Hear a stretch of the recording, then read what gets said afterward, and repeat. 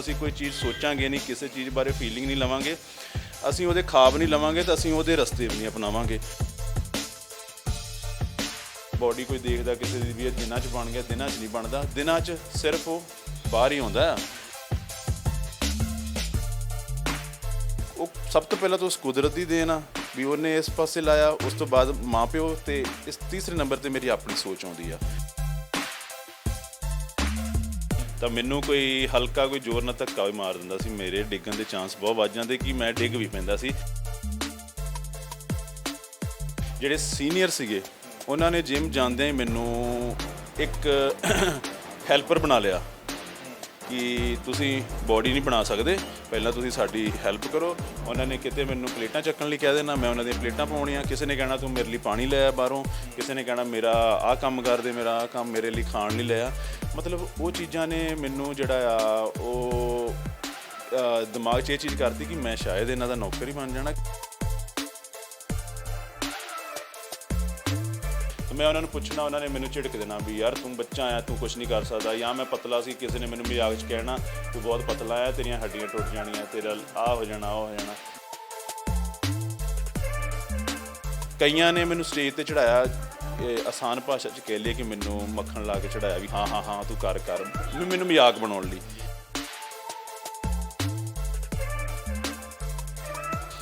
ਕਈ ਵਾਰੀ ਬੰਦਾ ਕਹਿੰਦਾ ਕਿ ਇਹ ਮੇਰੇ ਹੇਟਰ ਆ, ਮੈਂ ਇਹ ਕਹਿੰਦਾ ਕਿ ਜਿਹੜੇ ਹੇਟਰ ਆ ਉਹਨਾਂ ਦੀ ਬਦੌਲਤ ਹੀ ਮੈਂ ਇੱਥੇ ਹਾਂ। ਹੁਣ ਮੇਰੇ ਕੋਲ ਫੋਨ ਕਾਲ, ਕਈ ਵਾਰੀ ਮੈਸੇਜ 'ਤੇ ਉਹੀ ਪੁੱਛਦੇ ਵੀ ਭਾਜੀ ਟਾਈਮ ਦਿਓ ਥੋੜ੍ਹਾ, ਅਸੀਂ ਤੁਹਾਡੇ ਨਾਲ ਡਾਈਟ ਬਾਰੇ ਗੱਲ ਕਰਨੀ ਆ। ਇਹਨਾਂ ਇਨਸਾਨਾਂ ਦਾ ਜ਼ਿਆਦਾ ਧੰਨਵਾਦ ਕਰਦਾ ਜਿਨ੍ਹਾਂ ਨੇ ਮੈਨੂੰ ਇਸ ਚੀਜ਼ ਤੋਂ ਖਿੱਚਿਆ, ਬਾਹਰ ਕੱਢਿਆ, ਵੀ ਜਿਨ੍ਹਾਂ ਨੇ ਮੈਨੂੰ ਡੀਮੋਟੀਵੇਟ ਕੀਤਾ। ਤੂੰ ਨਹੀਂ ਕਰ ਸਕਦਾ, ਇਹ ਨਹੀਂ ਹੋਣਾ ਤੇਰੇ ਕੋਲ, ਇਹ ਤੇਰੇ ਵਾਸਤੇ ਰੋਗ ਨਹੀਂ, ਬਹੁਤ ਮਹਿੰਗਾ ਫੀਲਡ ਆ। ਹੁਣ ਜਿਮ ਜਾ ਕੇ ਬੰਦੇ ਕਹਿੰਦੇ ਬੋਡੀ ਬਣਦੀ, ਪਰ ਜਿਮ ਜਾ ਕੇ ਸੱਚਾਈ ਇਹ ਆ ਬੋਡੀ ਘਟਦੀ ਆ।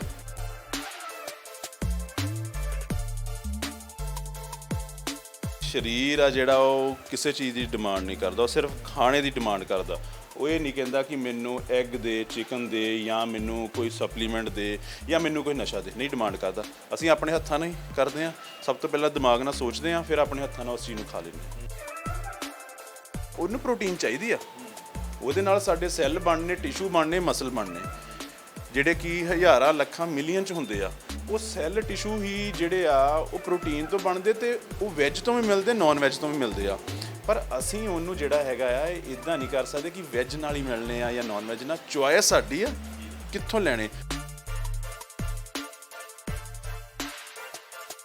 ਤੁਹਾਡੀ ਚੋਇਸ ਆ ਤੁਸੀਂ ਵੈਜ ਹੋਵੋ, ਤੁਹਾਡੀ ਚੋਇਸ ਆ ਤੁਸੀਂ ਨੌਨ ਵੈਜ ਹੋਵੋ। ਬੋਡੀ ਹਰ ਇੱਕ ਦੀ ਬਣ ਜਾਂਦੀ ਆ।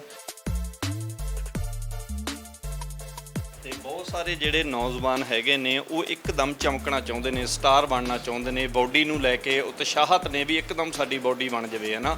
ਜਿਵੇਂ ਟੀਕੇ ਵੀ ਲਵਾਉਂਦੇ ਨੇ, ਅਕਸਰ ਇਹ ਚੀਜ਼ਾਂ ਚੱਲਦੀਆਂ ਨੇ, ਸਾਰੇ ਨਹੀਂ ਲਵਾਉਂਦੇ, ਬਹੁਤ ਸਾਰੇ ਹੈਗੇ ਨੇ। ਹਰੇਕ ਦੇ ਮਨ ਦੇ ਵਿੱਚ ਉਤਸ਼ਾਹ ਹੁੰਦਾ ਵੀ ਮੈਂ ਤਕੜਾ ਹੋ ਜਾਵਾਂ। ਤੁਸੀਂ ਮੈਨੂੰ ਇਹ ਦੱਸੋ ਕਿ ਜਿਹੜਾ ਸਾਲਾਂ ਦਾ ਸਿਲੇਬਸ ਆ ਉਹ ਤੁਸੀਂ ਇੱਕ ਦਿਨ 'ਚ ਕਿੱਦਾਂ ਪੜ੍ਹਾ ਦੋਗੇ? ਉਹ ਗੁੰਮਰਾਹ ਕਰਨ ਵਾਲੀਆਂ ਗੱਲਾਂ ਆ। ਐਵੇਂ ਕਿਸੇ ਸਪਲੀਮੈਂਟ ਵੇਚਣ ਵਾਲੇ ਦੇ ਅੱਗੇ ਪਿੱਛੇ ਲੱਗ ਕੇ ਇਹ ਚੀਜ਼ਾਂ ਨੂੰ ਨਾ ਖਰੀਦੋ, ਕਿਉਂਕਿ ਉਹਨੇ ਤਾਂ ਆਪਣਾ ਬਿਜ਼ਨਸ ਕਰਨਾ। ਅਸੀਂ ਗੱਲ ਕੀਤੀ ਕਿ ਸਪਲੀਮੈਂਟ ਤੇ ਸਟੀਰੋਇਡ ਇਹ ਦੋ ਅਲੱਗ-ਅਲੱਗ ਚੀਜ਼ਾਂ, ਦੋਨੇ ਇੱਕ ਨਹੀਂ ਹੈਗੀਆਂ। ਵੀ ਤੁਹਾਨੂੰ ਜ਼ਰੂਰੀ ਕੀ ਆ? ਸਪਲੀਮੈਂਟ ਵੀ ਇੱਦਾਂ 150-200 ਤਰ੍ਹਾਂ ਦਾ ਆਉਂਦਾ, ਤੁਸੀਂ ਸਾਰੇ ਤਾਂ ਖਾ ਨਹੀਂ ਸਕਦੇ, ਸਾਰੇ ਦੀ ਜ਼ਰੂਰਤ ਨਹੀਂ ਹੁੰਦੀ। ਹੁਣ ਕੀ ਹੁੰਦਾ ਆ, ਬੱਚਿਆਂ ਨੂੰ ਸਪਲੀਮੈਂਟ ਦੀ ਅਸੀਂ ਗੱਲ ਸਾਂਝੀ ਕਰਦੇ ਹਾਂ, ਉਹਨਾਂ ਨੂੰ ਜਿਹੜਾ ਸਪਲੀਮੈਂਟ ਜ਼ਰੂਰੀ ਆ ਉਹ ਨਹੀਂ ਦਿੱਤਾ ਜਾਂਦਾ, ਜਿਹਦੇ 'ਚ ਵੇਚਣ ਵਾਲੇ ਨੂੰ ਮੁਨਾਫਾ ਹੁੰਦਾ ਉਹ ਉਹਨੂੰ ਦੇ ਦਿੰਦਾ। ਜਿਹੜੇ ਇਨਸਾਨ ਟਾਰਗੇਟ ਮਿੱਥ ਕੇ ਚੱਲਦੇ ਨੇ ਉਹ ਜ਼ਿੰਦਗੀ ਦੇ ਵਿੱਚ ਕਾਮਯਾਬ ਹੋ ਜਾਇਆ ਕਰਦੇ ਨੇ। ਕਈ ਵਾਰ ਅਸੀਂ ਗੈਸ ਲਾ ਲੈਂਦੇ ਹਾਂ, ਆਮ ਫਿਤਰਤ ਹੈ, ਸੁਭਾਅ ਹੈ ਸਾਡਾ, ਅਸੀਂ ਦੇਖ ਲੈਂਦੇ ਹਾਂ ਬਈ ਇਹ ਇਨਸਾਨ ਇੱਥੇ ਤੱਕ ਕਿਵੇਂ ਪਹੁੰਚ ਗਿਆ। ਜੈਲਸੀ ਫੀਲ ਵੀ ਕਰਦੇ ਨੇ ਬਹੁਤ ਸਾਰੇ ਲੋਕ, ਪਰ ਉਸ ਇਨਸਾਨ ਦਾ ਬੁਲੰਦੀਆਂ ਨੂੰ ਛੋਹ ਜਾਣਾ, ਇੱਕ ਕਾਮਯਾਬ ਹੋ ਜਾਣਾ, ਉਹਦੇ ਪਿਛਲੀ ਸਾਰੀ ਕਹਾਣੀ ਕੀ ਹੈ ਉਹ ਕਈ ਵਾਰ ਇਨਸਾਨ ਨਹੀਂ ਦੇਖਦਾ। ਬੋਡੀ ਬਿਲਡਰ ਦੀ ਦੁਨੀਆ ਦੇ ਵਿੱਚ ਤੁਸੀਂ ਵੇਖਿਆ ਹੋਣਾ, ਆਮ ਗੱਲਾਂ ਚੱਲਦੀਆਂ ਨੇ ਵੀ ਮਾਸ ਖਾ ਕੇ, ਮੱਛੀ ਖਾ ਕੇ, ਮੀਟ ਖਾ ਕੇ ਇਨਸਾਨ ਆਪਣੀ ਸਿਹਤ ਬਣਾਉਂਦਾ ਹੈ। ਪਰ ਵੀਰ ਜੀ ਹੁਣੀ ਸਾਡੇ ਨਾਲ ਬੈਠੇ ਨੇ, ਹਰਮਿੰਦਰ ਦੁੱਲੋਵਾਲ ਜੀ, ਇਹ ਉਹ ਇਨਸਾਨ ਨੇ ਜਿਨ੍ਹਾਂ ਨੇ ਆਪਣੀ ਸਿਹਤ ਬਣਾਈ ਹੈ, ਆਪਣੀ ਬਾਡੀ ਬਣਾਈ ਹੈ, ਤੇ ਉਹ ਮਾਸਾਹਾਰੀ ਦੁਨੀਆ ਦੇ ਵਿੱਚੋਂ ਨਿਕਲ ਕੇ ਸ਼ਾਕਾਹਾਰੀ ਦੁਨੀਆ ਦੇ ਵਿੱਚ ਜਿਉਣਾ ਤੇ ਸਦਾ ਹੀ ਆਪਣੇ ਸਰੀਰ ਨੂੰ ਫਿੱਟ ਰੱਖਣਾ, ਇਹਦੇ ਵਿੱਚ ਇੱਕ ਬਹੁਤ ਵੱਡੀ ਮਿਹਨਤ ਹੈ। ਜੇ ਅੱਜ ਇਹ ਇੱਥੇ ਤੱਕ ਪਹੁੰਚੇ ਨੇ, ਕੀ ਹਾਸਲ ਕੀਤਾ ਇਹਨਾਂ ਨੇ? ਮਿਸਟਰ ਏਸ਼ੀਆ ਦੇ ਖਿਤਾਬ ਤੱਕ ਪਹੁੰਚ ਜਾਣਾ, ਮਿਸਟਰ ਵਰਲਡ ਦੇ ਖਿਤਾਬ ਤੱਕ ਪਹੁੰਚ ਜਾਣਾ ਅਤੇ 골ਡ ਮੈਡਲ ਲੈ ਕੇ ਆਉਣਾ ਇੱਕ ਬਹੁਤ ਵੱਡੀ ਗੱਲ ਹੁੰਦੀ ਹੈ। ਜਦੋਂ ਆਪਾਂ ਇਹ ਅਕਸਰ ਗੱਲਾਂ ਸੁਣਦੇ ਹਾਂ ਤਾਂ ਫਖਰ ਹੁੰਦਾ ਹੈ ਸਿੱਖ ਕੌਮ ਦੇ ਉੱਪਰ ਵੀ ਇਦਾਂ ਦੇ ਵੀਰ ਵੀ ਹੈਗੇ ਨੇ ਜਿਹੜੇ ਸਿੱਖ ਕੌਮ ਦਾ ਨਾਮ ਰੋਸ਼ਨ ਕਰਦੇ ਨੇ। ਪਰ ਇਸ ਦੇ ਪਿੱਛੇ ਇੱਕ ਬਹੁਤ ਲੰਮੀ ਚੌੜੀ ਕਹਾਣੀ ਹੈ, ਇੱਕ ਬਹੁਤ ਜ਼ਿਆਦਾ ਮਿਹਨਤ ਹੈ ਤੇ ਇਸ ਮਿਹਨਤ ਦੇ ਬਾਰੇ ਅੱਜ ਆਪਾਂ ਵੀਰ ਜੀ ਨਾਲ ਗੱਲਬਾਤ ਕਰਨੀ ਹੈ। ਸਤਿ ਸ਼੍ਰੀ ਅਕਾਲ ਵੀਰ ਜੀ। ਸਤਿ ਸ਼੍ਰੀ ਅਕਾਲ ਜੀ, ਸਤਿ ਸ਼੍ਰੀ ਅਕਾਲ। ਮੈਂ ਤੁਹਾਨੂੰ ਸਾਰਿਆਂ ਨੂੰ ਸੁਰਖਾਬ ਟੀਵੀ ਦੇਖ ਰਹੇ ਸਾਰੇ ਸਰੋਤਿਆਂ ਨੇ ਤੁਹਾਡੀ ਟੀਮ ਨੂੰ ਜੀ ਆਇਆਂ ਕਹਿੰਦਾ। ਤਾਂ ਅੱਜ ਤੁਹਾਡੇ ਚੈਨਲ ਰਾਹੀਂ ਬੋਡੀ ਬਿਲਡਿੰਗ ਦੀ ਦੁਨੀਆ ਬਾਰੇ ਕੁਝ ਵਿਚਾਰ ਵਟਾਂਦਰਾ ਕਰਾਂਗੇ। ਕੀ ਹੈ ਸੱਚ, ਕੀ ਆ ਝੂਠ, ਕੀ ਆ। ਤਾਂ ਤੁਹਾਡਾ ਚੈਨਲ ਮੈਂ ਪਹਿਲਾਂ ਵੀ ਦੇਖਦਾ ਰਹਿਣਾ, ਬਹੁਤ ਅੱਛੀ ਤੁਸੀਂ ਜੋ ਕਵਰੇਜ ਕਰਦੇ ਹੋ ਤਾਂ ਉਹਦੇ ਨਾਲ ਯੂਥ ਨੂੰ ਵੀ ਸੇਧ ਮਿਲਦੀ ਤੇ ਸਾਡੇ ਰੂਟੀਨ 'ਚ ਕੀ ਹੋ ਰਿਹਾ ਉਹ ਵੀ ਸਾਨੂੰ ਸਾਰਾ ਤੁਸੀਂ ਸਾਂਝਾ ਕਰਦੇ ਹੋ। ਆਪਾਂ ਬਹੁਤ ਪਿੱਛੇ ਚਲੇ ਜਾਂਦੇ ਹਾਂ। ਜਦੋਂ ਤੁਸੀਂ ਛੋਟੇ ਹੁੰਦੇ ਸੀਗੇ ਉਦੋਂ ਮਨ ਦੇ ਵਿੱਚ ਸੀ ਵੀ ਮੈਂ ਇੱਥੇ ਤੱਕ ਪਹੁੰਚ ਜਾਵਾਂਗਾ? ਨਹੀਂ, ਪਹਿਲਾਂ ਬਚਪਨ ਤੋਂ ਤੇ ਨਹੀਂ ਸੀ। ਹਾਂ, ਜਦੋਂ ਮੈਂ ਕਾਲਜ ਲਾਈਫ ਸਟਾਰਟ ਕੀਤੀ ਆਪਣੀ 2003 ਤੋਂ +2 ਕੰਪਲੀਟ ਕਰਨ ਤੋਂ ਬਾਅਦ, ਉਦੋਂ ਕੁਝ ਅਲੱਗ ਆਇਆ ਮਨ 'ਚ ਕਿ ਮੈਂ ਕੁਝ ਅਲੱਗ ਕਰਾਂ। ਕਿ ਪੈਦਾ ਤੇ ਹੁੰਦਿਆਂ ਸਾਰੇ ਹੀ ਉਸ ਤੋਂ ਬਾਅਦ ਕੰਮ ਕਰਦੇ ਪੈਦਾ ਸਾਰੇ ਹੁੰਦੇ, ਪੈਦਾ ਹੁੰਦਾ ਬੱਚਾ ਕੋਈ 2 ਕਿਲੋ 3 ਕਿਲੋ, ਹੱਦ ਕੁਦਰਤ ਦੇ ਬਣਾਏ ਰੂਲ ਦੇ ਅਨੁਸਾਰ 4 ਕਿਲੋ ਦਾ ਹੁੰਦਾ ਤੇ ਉਹ ਰੂਟੀਨ ਦੇ ਕੰਮ ਕਰਦਾ, 3 ਟਾਈਮ ਖਾਣਾ ਖਾਂਦਾ। ਫਿਰ ਉਸ ਤੋਂ ਬਾਅਦ ਉਹਦੀ ਜੌਬ ਲੱਗ ਜਾਂਦੀ, ਨਹੀਂ ਤੇ ਕੋਈ ਘਰੇਲੂ ਕੰਮ ਕਰਦਾ। ਤੇ ਮੇਰੇ ਮਨ 'ਚ ਸੀ ਕਿ ਇਹ ਮੈਂ ਕਰਨਾ ਹੀ ਆ, ਇਹ ਵੀ ਕਰਨਾ, ਬਟ ਇਹਦੇ ਨਾਲ ਕੋਈ ਮੇਰੀ ਵੱਖਰੀ ਪਛਾਣ ਬਣੇ ਕਿ ਸਮਾਜ 'ਤੇ ਆਇਆ, ਦੁਨੀਆ 'ਤੇ ਆਇਆ, ਕੁਛ ਅਲੱਗ ਬਣਾ ਜਿਹਦੇ ਵਿੱਚ ਮੇਰੇ ਜਿਹੜੇ ਪੈਦਾ ਕਰਨ ਵਾਲੇ ਮਾਂ ਪਿਓ ਆ ਉਹਨਾਂ ਦਾ ਨਾਮ ਰੋਸ਼ਨ ਹੋਵੇ, ਮੇਰਾ ਜਿਹੜਾ ਪਿੰਡ ਆ, ਮੇਰਾ ਜਿਹੜਾ ਸਟੇਟ ਆ ਪੰਜਾਬ ਆ, ਅਤੇ ਮੇਰਾ ਜਿਹੜਾ ਦੇਸ਼ ਆ, ਸਾਰਿਆਂ ਦਾ ਨਾਮ ਰੋਸ਼ਨ ਹੋਵੇ। ਸੋ ਉਸ ਲਈ ਮੈਂ ਕਾਲਜ ਲੈਵਲ ਤੋਂ ਇਹ ਗੱਲਾਂ ਆਪਣੇ ਮਨ 'ਚ ਧਾਰਨਾ ਕੀਤੀਆਂ ਅਤੇ ਹੌਲੀ ਹੌਲੀ ਇਹਨਾਂ ਨੂੰ ਅੱਗੇ ਬੜਾਵਾ ਕਰਨਾ ਸ਼ੁਰੂ ਕੀਤਾ, ਵਧਾਉਣਾ ਸ਼ੁਰੂ ਕੀਤਾ। ਕਾਫੀ ਦਿੱਕਤਾਂ ਆਈਆਂ, ਪਰ ਜਿੱਦਾਂ ਜਿੱਦਾਂ ਇਹਨਾਂ ਨੂੰ ਮੈਂ ਅੱਗੇ ਸੋਚਦਾ ਜਾਂਦਾ ਸੀ ਤਾਂ ਉੱਦਾਂ ਦੇ ਰਸਤੇ ਬਣਦੇ ਜਾਂਦੇ ਸੀ। ਕਿਉਂਕਿ ਤੁਸੀਂ ਵੀ ਜਾਣਦੇ ਕਿ ਜਦੋਂ ਅਸੀਂ ਕੋਈ ਚੀਜ਼ ਸੋਚਾਂਗੇ ਨਹੀਂ, ਕਿਸੇ ਚੀਜ਼ ਬਾਰੇ ਫੀਲਿੰਗ ਨਹੀਂ ਲਵਾਂਗੇ, ਅਸੀਂ ਉਹਦੇ ਖਾਬ ਨਹੀਂ ਲਵਾਂਗੇ ਤਾਂ ਅਸੀਂ ਉਹਦੇ ਰਸਤੇ ਵੀ ਨਹੀਂ ਅਪਣਾਵਾਂਗੇ। ਸੋ ਬਚਪਨ ਤੋਂ ਨਹੀਂ ਸੀ। ਹਾਂ, ਜਦੋਂ ਮੈਂ ਟੀਨ ਏਜ ਕੰਪਲੀਟ ਕਰਕੇ ਕਾਲਜ ਸ਼ੁਰੂ ਹੁੰਦਾ ਉਦੋਂ ਇਹ ਚੀਜ਼ਾਂ ਆਉਣੀਆਂ ਸ਼ੁਰੂ ਹੋਈਆਂ। ਅਕਸਰ ਜਿਹੜੇ ਇਨਸਾਨ ਨੇ ਉਹ ਸੰਘਰਸ਼ ਕਰਦੇ ਨੇ, ਸੰਘਰਸ਼ਮਈ ਜੀਵਨ ਹੈ ਇਨਸਾਨ ਦਾ, ਆਪਾਂ ਇੰਝ ਕਹਿ ਸਕਦੇ ਹਾਂ। ਤੁਹਾਡਾ ਸੰਘਰਸ਼ ਕਿੱਥੋਂ ਸ਼ੁਰੂ ਹੋਇਆ ਸੀ ਵੀ ਬੋਡੀ ਬਿਲਡਰ ਵੱਲ ਨੂੰ ਤੁਰਨਾ ਹੈ? ਮੇਰਾ ਜਿਹੜਾ ਸਟਰਗਲ ਸੰਘਰਸ਼ ਹੈਗਾ ਤਕਰੀਬਨ 2003 'ਚ +2 ਕੰਪਲੀਟ ਕਰਨ ਤੋਂ ਬਾਅਦ ਮੈਂ 4 ਵਿੱਚ ਜਾਣਾ ਜਲੰਧਰ ਖਾਲਸਾ ਕਾਲਜ। ਤਾਂ ਉਦੋਂ ਮੈਂ ਤਕਰੀਬਨ 38 ਕਿਲੋ ਦਾ ਸੀਗਾ ਕਿ ਉਦੋਂ ਮੇਰੇ ਸਾਹਮਣੇ ਇਹ ਸੀਗਾ ਕਿ ਮੈਂ 38 ਕਿਲੋ ਦੀ ਹਾਈਟ ਸੀ ਮੇਰੀ, 5 ਫੁੱਟ ਕੋਈ 7 ਇੰਚ 'ਚ ਹੋਊਗੀ। ਤਾਂ ਮੈਨੂੰ ਕੋਈ ਹਲਕਾ ਕੋਈ ਜ਼ੋਰ ਨਾਲ ਧੱਕਾ ਵੀ ਮਾਰ ਦਿੰਦਾ ਸੀ, ਮੇਰੇ ਡਿੱਗਣ ਦੇ ਚਾਂਸ ਬਹੁਤ ਵੱਧ ਜਾਂਦੇ ਕਿ ਮੈਂ ਡਿੱਗ ਵੀ ਪੈਂਦਾ ਸੀ। ਅਤੇ ਆਮ ਜਿੱਦਾਂ ਅੱਜ ਕੱਲ੍ਹ ਅਸੀਂ ਪਤਲੇ ਬੰਦੇ ਨੂੰ ਕਹਿ ਦਿੰਦੇ ਵੀ ਤੂੰ ਬਹੁਤ ਕਮਜ਼ੋਰ ਆ, ਤੂੰ ਪੱਖੇ ਅੱਗੇ ਵੀ ਖੜਾ ਹੋਏਗਾ, ਤੂੰ ਹਵਾ 'ਚ ਉੱਡ ਸਕਦਾ, ਉੱਦਾਂ ਦੇ ਹਾਲਾਤ ਮੇਰੇ ਸੀਗੇ। ਜਦੋਂ ਹਨੇਰੀ ਆਉਂਦੀ ਹੈ ਤਾਂ ਕਈ ਮਜ਼ਾਕ ਕਰਦੇ ਨੇ, ਭਾਈ ਅੰਦਰ ਬਹਿ ਜਾ ਕਿਤੇ ਉੱਡ ਨਾ ਜਾਈਂ, ਤੂੰ ਹੀ ਨਾ ਉੱਡ ਜੀ। ਹੋਰ ਚੀਜ਼ਾਂ ਮੈਂ ਇੱਦਾਂ ਦੀ ਚੀਜ਼ਾਂ ਨੇ ਮੈਨੂੰ ਅੱਗਿਓਂ ਕਾਫੀ ਮੇਰੇ ਅੰਦਰੋਂ ਹੀ ਭਾਵਨਾ ਕੀ ਹੋਣੀ ਕਿ ਮੈਂ ਠੀਕ ਆ ਪੈਦਾ ਹੋਇਆ। ਉਹ ਜਦੋਂ ਪੈਦਾਇਸ਼ ਤੋਂ ਬਾਅਦ ਬੰਦੇ ਦੀ ਡਾਈਟ ਵੀ ਠੀਕ ਹੁੰਦੀ, ਪਰ ਫਿਰ ਵੀ ਕਈ ਵਾਰੀ ਸਾਨੂੰ ਖਾਣਾ ਉੱਦਾਂ ਦਾ ਨਹੀਂ ਲੱਗਦਾ ਜਾਂ ਸਾਨੂੰ ਨਹੀਂ ਪਤਾ ਹੁੰਦਾ, ਪਰ ਮੈਂ ਕੁਛ ਅਲੱਗ ਕਰਾਂ। ਸੰਘਰਸ਼ ਦੇ ਦੌਰਾਨ ਮੈਨੂੰ ਪਹਿਲਾਂ ਤਾਂ ਮੈਂ ਜਿਮ ਜਾਣਾ ਸ਼ੁਰੂ ਕੀਤਾ ਅਤੇ ਜਿਮ ਜਾਣਾ ਹੈ ਤਾਂ ਮੈਨੂੰ ਜਿਮ ਬਾਰੇ ਕੁਛ ਪਤਾ ਹੀ ਨਹੀਂ, ਅਤੇ ਉਹ ਸਭ ਤੋਂ ਜ਼ਿਆਦਾ ਸੰਘਰਸ਼। ਫਿਰ ਜੇ ਮੈਂ ਜਿਮ ਆਪਣੀ ਮਰਜ਼ੀ ਦੀ ਐਕਸਰਸਾਈਜ਼ ਕਰਦਾ ਜਾ ਕੇ, ਤਾਂ ਉਹ ਐਕਸਰਸਾਈਜ਼ ਕਰਕੇ ਮੈਂ ਅਗਲੇ ਦਿਨ ਇੱਕ ਪੂਰਾ ਬਿਮਾਰਾਂ ਵਾਲੀ ਮੇਰੀ ਹਾਲਤ ਹੋ ਜਾਂਦੀ, ਅਤੇ ਮੈਂ 1 ਹਫ਼ਤਾ ਜਿਮ ਹੀ ਨਹੀਂ ਆਉਂਦਾ, ਅਤੇ ਉਹ ਵੀ ਇੱਕ ਸੰਘਰਸ਼ ਹੋ ਗਿਆ। ਉਸ ਤੋਂ ਬਾਅਦ ਉਹ ਚੀਜ਼ ਦਾ ਮੈਂ ਹੌਲੀ ਹੌਲੀ ਆਦਤ ਬਣਾ ਲਈ, ਆਦੀ ਬਣ ਗਿਆ, ਆਦੀ ਹੋ ਗਿਆ। ਫਿਰ ਉਸ ਤੋਂ ਬਾਅਦ ਦੂਸਰਾ ਜਿਹੜਾ ਸਟਰਗਲ ਆਇਆ ਕਿ ਹੁਣ ਮੈਂ ਖਾਣਾ ਕੀ ਆ। ਖਾਣਾ ਮੈਂ ਆਪਣੇ ਮੁਤਾਬਕ ਖਾਂਦਾ ਸੀ, ਆਪਣੇ ਵੱਲੋਂ ਵਧੀਆ ਖਾਂਦਾ ਸੀ, ਪਰ ਮੈਨੂੰ ਨਾ ਹੀ ਉਹ ਡਾਈਜੈਸਟ ਹੋਵੇ ਅਤੇ ਨਾ ਹੀ ਮੈਨੂੰ ਉਹਦਾ ਕੋਈ ਰਿਜ਼ਲਟ ਮਿਲੇ। ਉਲਟਾ ਮੇਰਾ ਪੇਟ ਖਰਾਬ, ਹੋਰ ਐਕਟੀਵਿਟੀ ਹੋਣ ਲੱਗ ਪਈ, ਲੂਜ਼ ਮੋਸ਼ਨ, ਇੱਦਾਂ ਦੀ ਚੀਜ਼ਾਂ ਹੋਣ ਲੱਗ ਪਈਆਂ, ਜਿਨ੍ਹਾਂ ਦੇ ਨਾਲ ਉਹ ਵੀ ਮੇਰੇ ਲਈ ਇੱਕ ਸੰਘਰਸ਼ ਹੋ ਗਿਆ। ਫਿਰ ਉਸ ਤੋਂ ਬਾਅਦ ਮੈਨੂੰ ਕੋਈ ਕੋਚ ਦੀ ਜ਼ਰੂਰਤ ਪੈਂਦੀ, ਅਤੇ ਜਦੋਂ ਕੋਚ ਦੀ ਜ਼ਰੂਰਤ ਪੈਂਦੀ ਤਾਂ ਮੈਨੂੰ ਉਹ ਕੋਈ ਕੋਚ ਨਹੀਂ ਪ੍ਰੋਪਰ ਮਿਲਦਾ। ਮਤਲਬ ਇੱਦਾਂ ਦੇ ਸੰਘਰਸ਼ ਹੁੰਦੇ ਰਹੇ ਡਾਈਟ ਨੂੰ ਲੈ ਕੇ, ਐਕਸਰਸਾਈਜ਼ ਨੂੰ ਲੈ ਕੇ। ਤਾਂ ਉਹਨਾਂ ਚੀਜ਼ਾਂ ਨੇ ਮੈਨੂੰ ਉਸ ਤੋਂ ਉੱਪਰ ਜਿਹੜੀ ਕਿ ਮੈਨੂੰ ਇੱਕ ਨਵੀਂ ਚੀਜ਼ ਮਿਲੀ ਕਿ ਮੈਨੂੰ ਡਾਈਟ ਅਤੇ ਐਕਸਰਸਾਈਜ਼ ਮੈਂ ਹੌਲੀ ਹੌਲੀ ਸਿੱਖ ਜੂੰਗਾ। ਪਰ ਮੈਂ ਫਿਰ ਸੰਘਰਸ਼ 'ਚ ਇੱਕ ਚੀਜ਼ ਹੋਰ ਨਵੀਂ ਐਡ ਕੀਤੀ ਕਿ ਮੈਂ ਵੈਜੀਟੇਰੀਅਨ ਬਣਨਾ ਆ। ਤਾਂ ਵੈਜੀਟੇਰੀਅਨ ਬਣ ਕੇ ਪਹਿਲਾਂ ਇਹ ਹੁੰਦਾ ਸੀ ਕਿ ਵੈਜੀਟੇਰੀਅਨ ਤੋਂ ਬਿਨਾਂ ਤੁਸੀਂ ਜਿਹੜੀ ਆ, ਅੱਜ ਵੀ ਅਸੀਂ ਸੋਚਦੇ ਪਹਿਲਾਂ ਵੀ ਕਿ ਵੈਜੀਟੇਰੀਅਨ ਹੋ ਕੇ ਤੁਸੀਂ ਜਿਹੜੀ ਆ ਬੋਡੀ ਨਹੀਂ ਬਣਾ ਸਕਦੇ। ਤੇ ਮੇਰੇ ਵੀ ਉਹ ਮਨ 'ਚ ਸੀਗਾ, ਪਰ ਮੇਰੇ ਮਨ 'ਚ ਉਸ ਤੋਂ ਪਹਿਲਾਂ ਇਹ ਵੀ ਸੀ ਕਿ ਮੈਂ ਕੁਛ ਅਲੱਗ ਕਰਾਂ। ਉਹ ਵੀ ਸੰਘਰਸ਼ ਦਾ ਹੀ ਹਿੱਸਾ ਸੀ। ਤੇ ਉਹ ਵੈਜੀਟੇਰੀਅਨ ਹੋ ਗਿਆ, ਉੱਪਰੋਂ ਮੈਨੂੰ ਐਕਸਰਸਾਈਜ਼ ਨਹੀਂ ਹੱਲੇ ਪਤਾ, ਉੱਪਰੋਂ ਮੈਨੂੰ ਜਿਹੜੀ ਡਾਈਟ ਪਤਾ ਹੈ ਉਹ ਮੈਨੂੰ ਪਚ ਨਹੀਂ ਰਹੀ। ਇੱਦਾਂ ਦੇ ਸੰਘਰਸ਼ ਹੁੰਦੇ ਰਹੇ। ਤਾਂ ਮੈਂ ਫਿਰ ਵੀ ਆਪਣਾ ਜਿਹੜਾ ਉਹ ਟੀਚਾ ਸੀ ਮਿੱਥਿਆ ਹੋਇਆ, ਮੈਂ ਉਹਦੇ ਟਰੈਕ ਤੇ ਚੜ੍ਹਨ ਦੀ ਕੋਸ਼ਿਸ਼ ਕਰਦਾ, ਫਿਰ ਉੱਤਰ ਜਾਂਦਾ।